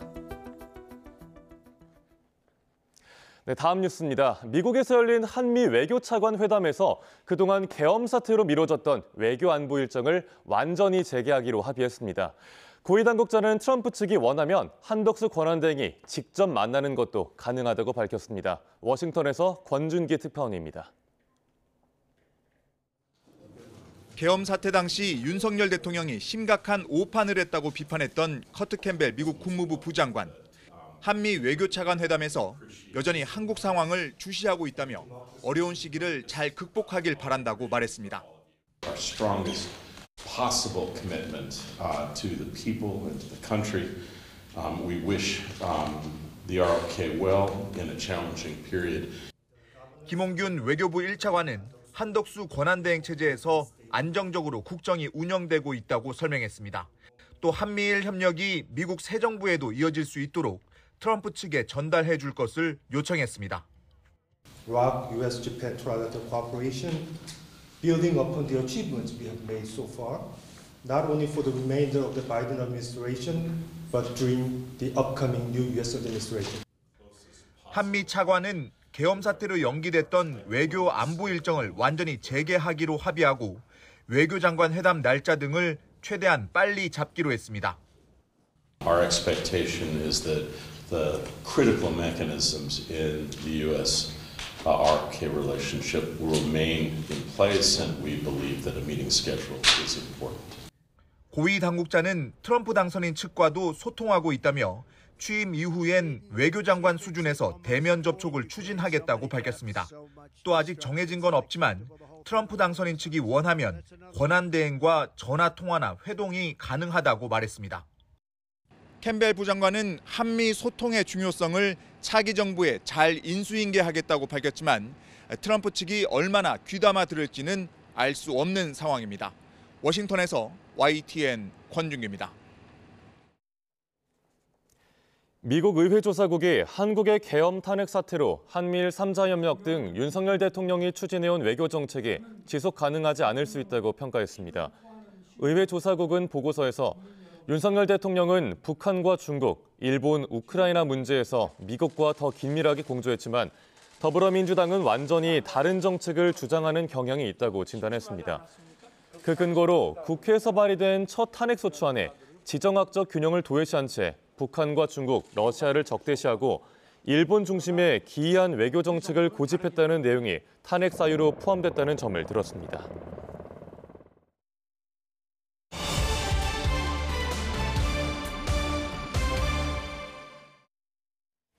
네, 윤석열 대통령 측이 내일 예정된 공수처 피의자 조사에 출석하기가 어렵다는 입장을 밝혔습니다. 네, 계속된 조사 거부에 공수처가 체포영장을 청구할 가능성도 언급되고 있는데요. 네, 관련 내용 이고은 변호사와 함께 이야기 나눠보겠습니다. 어서 오세요.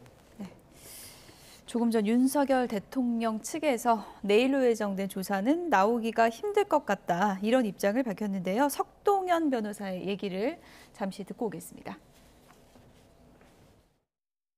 내일 출석할 하시기는 어렵지 않나 그렇게 보고 있습니다.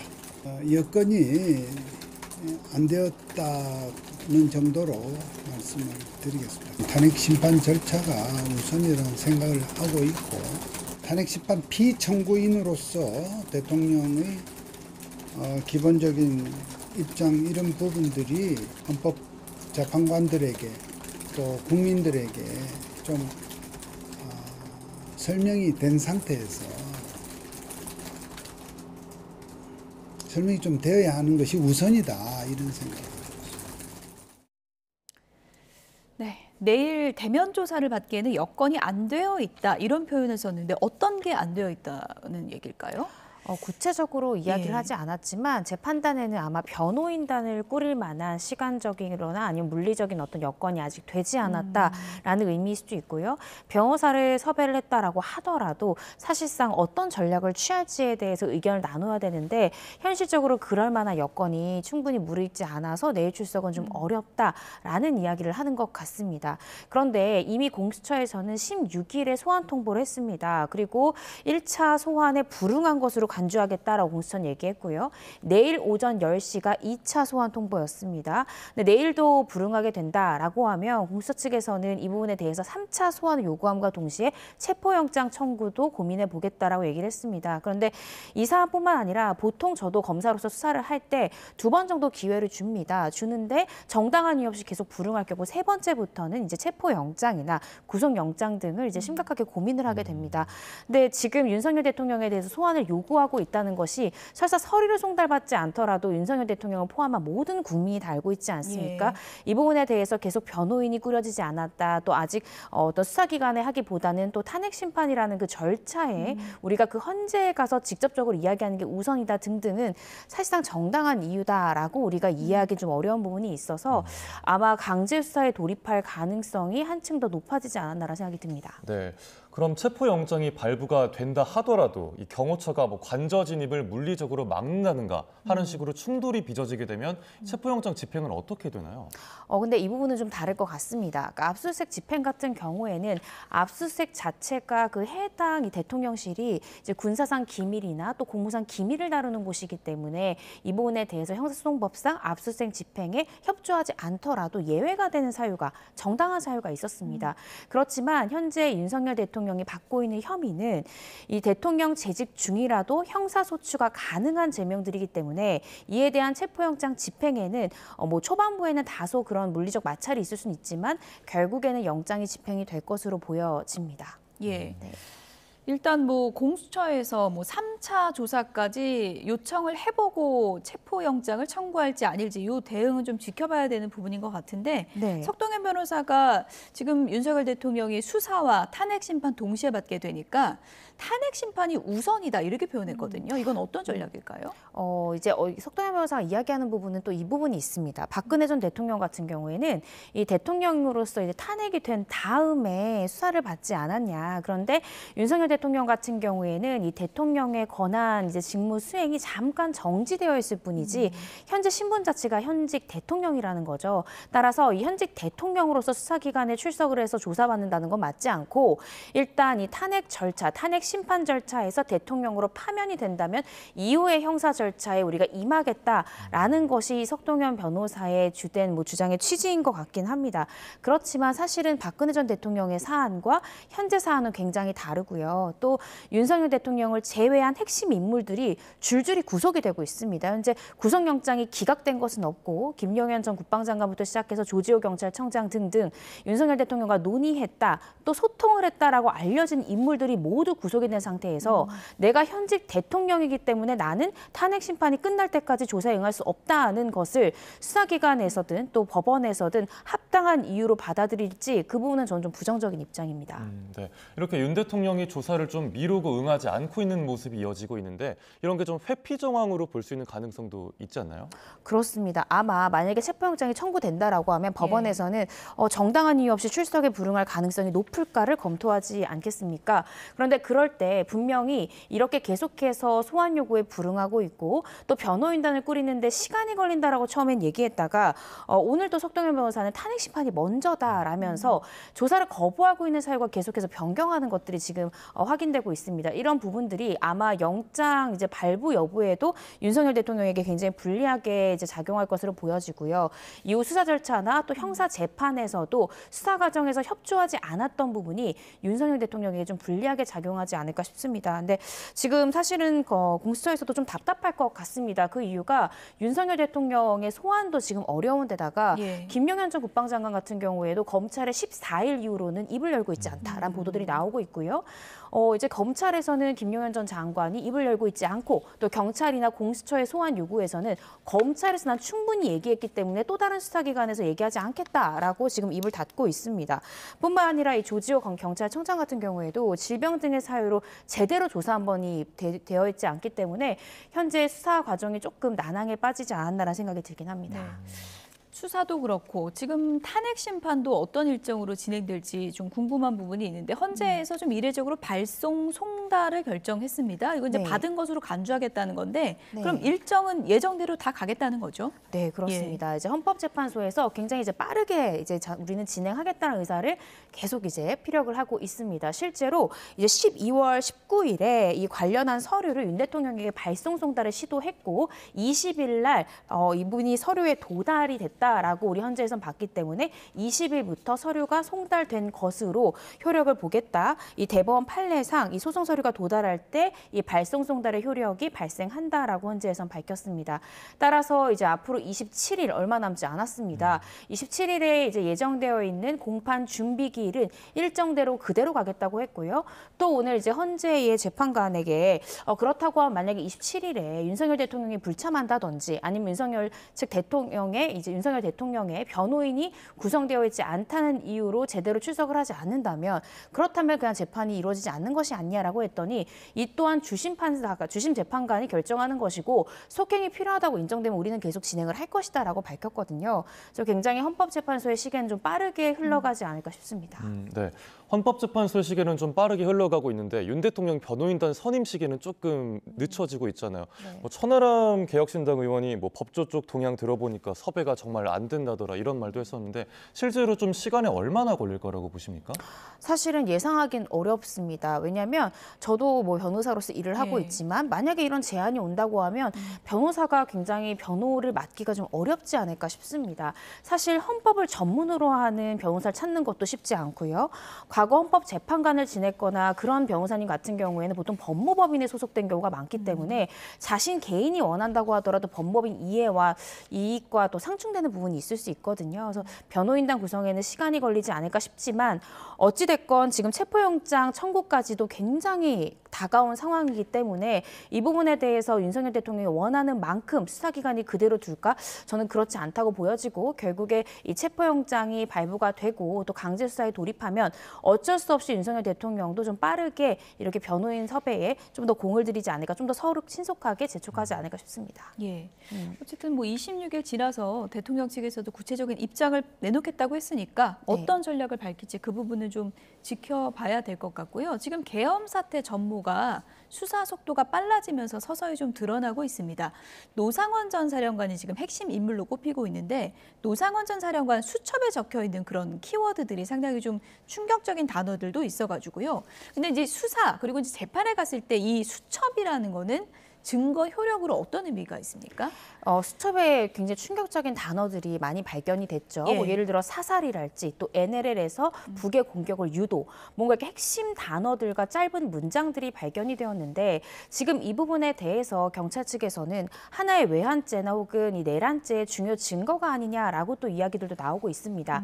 그렇지만 사실은 이게 만약에 이 노 전 사령관이 내가 누군가로부터 대화한 것을 적은 것이 아니라 내가 그냥 혼자 상상 속에서만 생각했던 걸 적었을 뿐이다라고 주장을 하고 이러한 주장을 탄핵할 만한 다른 증거가 나오지 않는다면 사실상 이 수첩의 기재만으로 어떤 외환을 도모했다든지 내란죄의 어떤 중요 증거랄지 이렇게 보기 또 어려운 측면이 있을 수 있습니다. 수첩만으로는 결정적인 증거가 되기는 좀 힘들 수 있다. 예. 네, 수첩을 적었던 그 멘트가 윤석열 대통령이랄지 아니면 계엄에 지금 가담했던 인물들과 대화해서 적었다라는 어떤 추가적인 증거가 좀 더 필요할 것 같습니다. 네, 그런데 12월 3일 그 계엄 당일에 한 오후 6시쯤으로 알려졌습니다. 정보사 판교회의가 있었다고 하는데 이 회의록이 만약에 공개가 되면 그러면은 수첩도 증거로서 인정을 받을 수 있는 가능성이 높아집니까?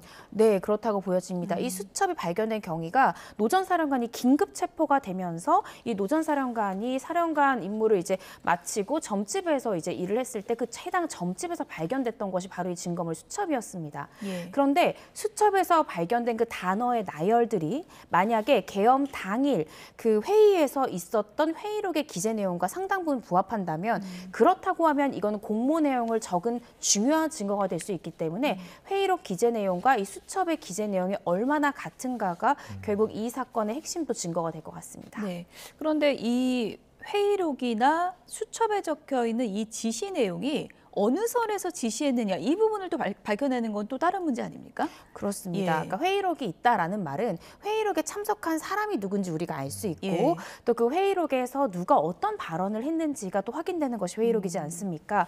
그렇다고 하면 그 회의록 기재 내용으로 어떤 내용의 모의 과정이 있었고 누가 어떻게 지시했고 그 지시 내용에 따라서 어떤 실행 계획을 세웠는지가 상세히 나올 거기 때문에 그 회의록과 또 그 수첩 부분은 아마 회의된 내용 중에 노 전 사령관이 담당했던 구체적 업무를 또 적어놓은 것이 또 있어서요. 그 회의록 기재 내용, 수첩의 기재 내용을 좀 종합적으로 봐서 그날 일을 다시 한 번 더 복기를 해봐야 될 것 같습니다. 그러니까 노 전 사령관은 그 판교 회의에 참석을 한 걸로 알려지고 있기 때문에 지금 수첩도 나온 거고요. 네. 지금 이런 상황에서는 김용현 전 장관의 진술이 상당히 중요해지겠네요. 상당히 중요할 것 같습니다. 그런데 아까 제가 말씀드렸듯이 예. 14일부터 김용현 전 장관이 검찰 조사 때도 진술 거부권을 행사하고 있고요. 다른 수사기관의 이제 조사 요청에 대해서는 모두 불응하고 있습니다. 왜냐하면 동일한 자에 대해서 여러 수사기관이 소환 요구하는 것 불법이다, 위법하다라고 지금 주장하고 있거든요. 따라서 그 회의에 참석했던 중요 인물 중에 하나인 김용현 전 장관의 진술 앞으로 좀 더 지켜봐야 될 것 같습니다. 네, 그 김용현 전 장관 구속 시한이 28일에 만료가 되잖아요. 네. 근데 28일까지 만약에 김 전 장관이 진술을 거부하면 그 다음 절차는 어떻게 되는 건가요? 검찰에서는 해당 피의자가 진술을 거부한다고 해서 기소를 하지 않거나 하진 않습니다. 예. 진술을 거부한다 하더라도 다른 정황 증거나 또 다른 관련자들의 진술로서 혐의 입증이 충분하다라고 판단하면 검찰은 당연히 구공판으로 기소할 수 있습니다. 따라서 아마 지금 28일 얼마 남지 않았습니다. 검찰에서는 김용현 전 장관이 그 며칠 남은 사이에 진술을 할 가능성 매우 낮기 때문에 김용현 전 장관이 더 이상 진술하지 않는다는 전제 하에 다른 증거들을 아마 검토해서 그 증거들을 기반으로 해서 현재 공소사실이나 공소장 작성이나 이런 것들을 하고 있지 않을까 싶습니다. 예, 노상원의 수첩이 어느 정도 증거 효력을 갖게 될지는 추후 수사가 이제 뒷받침이 돼야지 그 부분을 알 수 있을 것 같은데 그 내용 중에서 여러 가지 내용이 있지만 이제 NLL 관련 그 내용을 보면은 이거는 네. 지금 진행되고 있는 수사와 다른 차원, 그러니까 외환죄 적용 여부도 들여다볼 수 있다 이런 해석이 나오고 있던데요. 맞습니다. 예. 그러니까 북을 자극을 해서 이 계엄 사태를 좀 더 정당화시키려고 했던 것이 아니냐라는 또 이런 의도를 엿볼 수 있는 메모이기도 한데요. 이 부분이 이제 우리 형법 제99조에 규정되어 있는 일반 이적, 이 외환죄에 해당하는 것이 아니냐라는 논란들이 나오고 있습니다. 대한민국의 군사상 이익을 해치거나 또 이 적국의 군사상 이익을 공유한 자는 무기 또는 3년 이상의 유기징역에 처하도록 되어 있고요. 네. 심지어 외환죄 같은 경우에는 미수범 처벌 규정이 있을 뿐만 아니라 예비 음모죄도 2년 이상의 유기징역형으로 처하도록 되어 있습니다. 따라서 만약에 이 메모 내용대로 실제 회의록에서도 그러한 회의들이 이루어졌고 그렇다라고 하면 이 외환에 대해서 미수 내지는 예비 음모죄 성립이 또 가능할 것으로 보여집니다. 네. 외환죄 적용 가능성이 그럼 실제로 얼마나 될 거라고 보십니까? 실제 해당 수첩이 정말로 그 논의 내용 중에 나온 것이고 또 구체적으로 이렇게 북을 자극하기 위한 어떤 실행 방법까지도 회의록에서 나온다고 하면 예비 음모죄 이상이 충분히 성립하지 않을까 싶습니다. 네. 수사가 지금 발빠르게 진행되고 있기 때문에 계엄 사태와 관련해서 전모의 퍼즐이 맞춰질지 이 부분을 좀 지켜봐야 될 것 같고요. 이재명 민주당 대표 수사 관련 얘기도 끝으로 좀 해보도록 하겠습니다. 공직선거법 위반 혐의 지금 항소심 이제 절차에 들어가게 되는데 지금 국선 변호인이 지금 선임됐다 그러는데 이 과정을 어떻게 이해를 해야 되는 거죠? 사실은 지금 윤석열 대통령도 서류 송달을 잘 받고 있지 않아서 많은 국민들이 또 비판을 하고 있는데 이재명 대표 같은 경우에도 이제 1심에서 집행유예가 선고가 됐습니다. 공직선거법 위반 사건에 대해서는요. 그런데 이 사건에 대해서 항소장을 한 달 전쯤 제출을 했는데 항소장을 제출하고 이 소송 기록이 2심 법원에 도착하면 소송 서류 접수 통지서라는 것이 당사자에게 송달이 됩니다. 그럼 송달 받은 날로부터 20일 이내에 항소 이유서를 제출해야만 합니다. 따라서 소송 기록 접수 통지서를 당사자가 제대로 받지 않는다라고 하면 그 항소 이유서 제출 기한이 계속해서 연기가 되는 것이기 때문에 그 부분에 있어서 서류를 잘 받지 않으려고 했던 것이 아니라는 비판들이 있었는데요. 결국 송달을 받았습니다. 인편으로 이제 전달을 했고 송달을 받았고 그런 상황에서 변호인이 아직 지정되어 있지 않기 때문에 항소심 법원에서는 또 변호인 선정을 이유로 이 절차가 지연될 것을 우려해서 일단은 이재명 대표 정치인이지만 국선 변호사를 지정을 했습니다. 이 의미는 이제 항소 이유서 제출 기한 이제 불변 기한으로 정해져 있거든요. 그 안에서 국선 변호사라도 항소 이유서를 제출하든가 아니면 사선 변호인 선임해서 그 기한까지는 반드시 항소 이유서를 제출해야 된다라고 재판부에서 못 박은 것이다. 우리가 또 이렇게 볼 수 있습니다. 네, 말씀해 주신 대로 정치인에겐 이례적으로 국선 변호인이 선임이 됐는데 이재명 대표가 사선 변호인을 다시 선임을 하면 절차가 더 미뤄지는 거 아닙니까? 그렇진 않습니다. 국선 변호사가 선정이 되어 있기 때문에 이후 사선을 선임한다 하더라도 본인이 소송 서류를 송달을 받았기 때문에 이미 그 불변 기한은 정해져 있고요. 사선 변호인을 통해서 정해진 기한 안에 항소 이유서를 제출을 해야 합니다. 네, 뭐 국선 변호사로 계속 갈 가능성은 높진 않겠죠, 아무래도. 네, 저는 굉장히 낮을 것 같습니다. 모르겠습니다. 1심에서 계속 같이 했던 변호인을 다시 선임을 할지 아니면 새로운 변호인단을 꾸릴지는 좀 더 지켜봐야 될 것 같습니다. 네. 어쨌든 상당히 이례적인 상황인데 이재명 대표가 이 재판 전략을 어떻게 가져갈지 이 부분은 좀 기다려 보도록 하겠습니다. 지금까지 이고은 변호사와 함께 얘기 나눠봤습니다. 고맙습니다.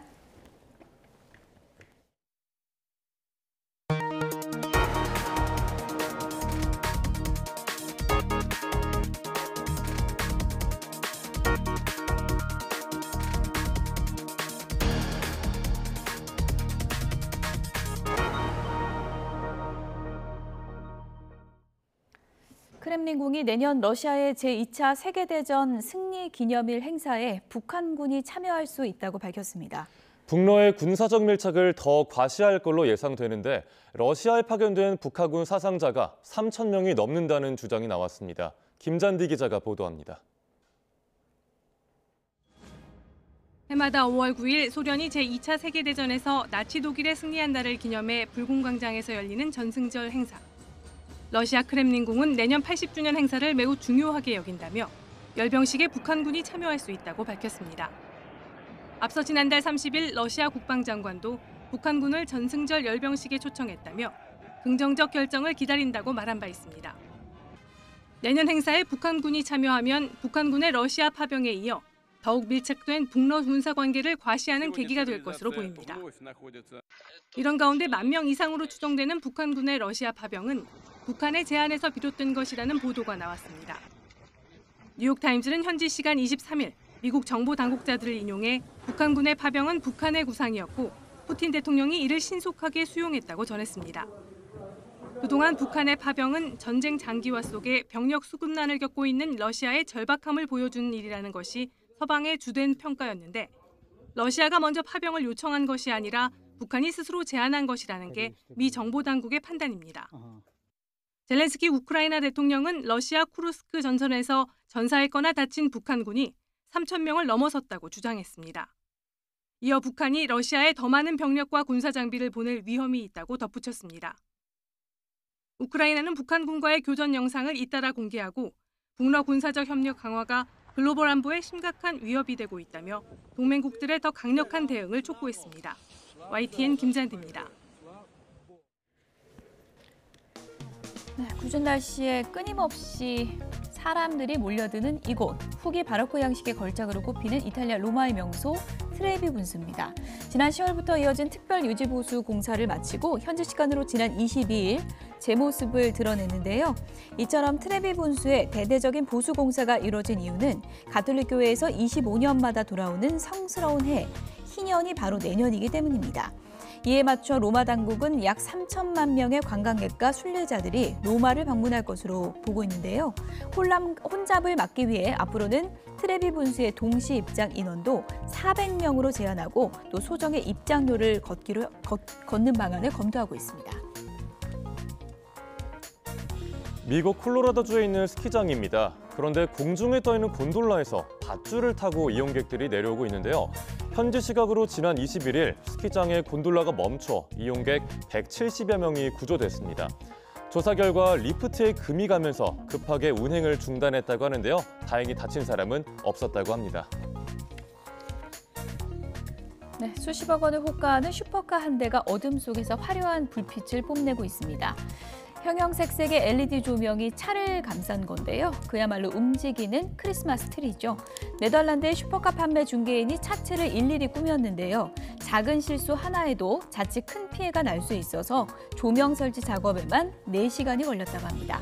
이렇게 만드는 데만 든 돈이 우리 돈으로 60억 원, 어마어마한데요. 하지만 네덜란드에서도 다른 나라들과 마찬가지로 차를 이렇게 조명으로 장식하는 건 불법이라고 하니까요. 행여나 나도 좀 해볼까라는 생각이 드셨다면 접으시기 바랍니다. 산타마을로 불리는 핀란드 북부 라플란드에서 산타클로스가 전 세계 어린이들에게 선물을 전달하기 위해 출발했습니다. 술록이 끄는 썰매 위에 전 세계 어린이들에게 줄 선물들이 한가득이네요. 현지 시간 23일 산타클로스가 올해에도 고향 마을 라플란드 로바니에미에서 세계 여행을 떠나면서 모인 사람들에게 여러 나라의 언어로 크리스마스 인사를 건넸다고 전했습니다. 이곳에 모인 사람들은 산타가 썰매에 올라 출발하자 메리 크리스마스를 외치며 환호했는데요.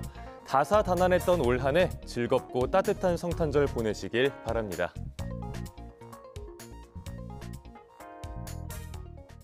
네, 성탄 이브인 오늘 낮 동안 추위가 다소 누그러져 활동하기에 수월하겠습니다. 현장 연결해 날씨 알아봅니다. 이혜민 캐스터. 네, 명동 대성당에 나와 있습니다. 네, 오늘 낮에는 추위가 좀 덜하다고요? 네, 그렇습니다. 오늘 낮 동안 예년 이맘때 기온을 회복하면서 추위가 다소 누그러지겠습니다. 낮 동안 큰 추위 없겠고요. 하늘도 맑아서 야외 활동하는데 큰 불편이 없겠습니다. 명동은 도심 속에서 성탄 분위기 즐기기 참 좋은 곳인데요. 지금 이곳의 거리 곳곳에는 캐롤이 울려 퍼지고 있고요. 제 뒤로는 크리스마스 마켓과 행사도 한창입니다. 오늘은 옷차림 따뜻하게 하시고 소중한 사람들과 성탄 분위기 즐겨보시는 것도 좋겠습니다. 밤사이 기온이 낮아지긴 하지만 내일 아침은 예년 이맘때 기온을 대부분 지역에서 보이겠습니다. 다만 강원도에는 여전히 한파주의보가 내려진 가운데 중부 내륙 지역은 내일 아침도 영하 10도를 밑돌며 예년보다 추운 날씨가 이어지겠습니다. 내일 낮부터는 기온이 올라서 오늘보다 1에서 3도가량 기온이 높겠습니다. 하늘에는 구름만 많이 지날 텐데요. 작년 같은 전국적인 화이트 크리스마스를 기대하긴 어렵겠지만 내일 늦은 밤부터 모레 새벽 사이에는 중서부와 제주도에 약한 눈이 내릴 전망입니다. 동해안 지역은 건조주의보가 이어지고 있습니다. 바람도 강하게 불어서 화재 사고 위험이 높으니까요. 야외 활동하실 때는 불씨 관리 잘 해주셔야겠습니다. 지금까지 YTN 이혜민입니다. 심각한 저출생과 지방 소멸을 극복하기 위해 YTN이 주관하는 패밀리 페스타가 경북 포항에서 열리고 있습니다. 결혼부터 출산, 육아와 교육까지 한자리 모아 성탄절 가족 단위 관람객들의 눈길을 사로잡고 있는데요. 현장 나가 있는 취재 기자 연결해 보겠습니다. 김근우 기자. 네, 포항 만인당에 나와 있습니다. 네, 패밀리 페스타, 저출생과 지방 소멸을 극복하기 위한 박람회라고요? 그렇습니다. 심각한 저출생 문제의 해법을 논의하고 가족에 대한 인식을 개선하기 위한 박람회인데요. 그런 만큼 결혼부터 출산, 육아의 교육까지 한 가정을 만들고 성장시켜 나가는 모든 과정이 이 한 박람회에 담겼습니다. 성탄절을 맞아 행사장에는 일찌감치 많은 방문객들의 발걸음이 몰리고 있습니다. 예비 신혼부부터 아이를 둔 가족까지 형태는 달랐지만 가족이라는 키워드는 같았는데요. 이번 축제는 결혼과 정책, 육아, 교육까지 크게 3가지 주제로 구성됐습니다. 먼저 결혼 부문에서는 웨딩 관련 업체들이 대거 참가해 상담은 물론 한 곳에서 모든 준비를 마칠 수 있도록 했습니다. 또 정책 부문에서는 중앙부처와 지자체가 직접 참여해 임신이나 출산, 난임 등 여러 문제에 관한 지원 정책을 공유하고요. 육아와 교육 측면에서도 AI나 코딩을 비롯한 에듀테크를 소개하고 다양한 교육 정책도 알아볼 수 있습니다. 특히 성탄절을 맞아 가족 단위 관람객을 위한 각종 체험 코너와 마술쇼, 공연 등 다채로운 행사도 함께 마련됐습니다. 앞서 지난 9월 대구에서 먼저 열린 패밀리 페스타에는 사흘 동안 2만 명 넘는 관람객이 찾는 등 많은 관심을 받았는데요. 경북 포항에서 열린 2번째 축제에도 모두 60개 업체가 부스 100개를 마련했고 가족과 예비부부 등 15,000명이 사전 예약으로 참관을 신청했습니다. 행사는 성탄절인 내일까지 열리는데요. 온 가족을 위해 마련된 행사인 만큼 호응이 클 전망입니다. 지금까지 포항 만인당에서 YTN 김근우입니다. 네, 행복한 성탄 보내시기 바랍니다. 뉴스나우 오늘 순서는 여기서 마치겠습니다. 함께해 주신 여러분 고맙습니다.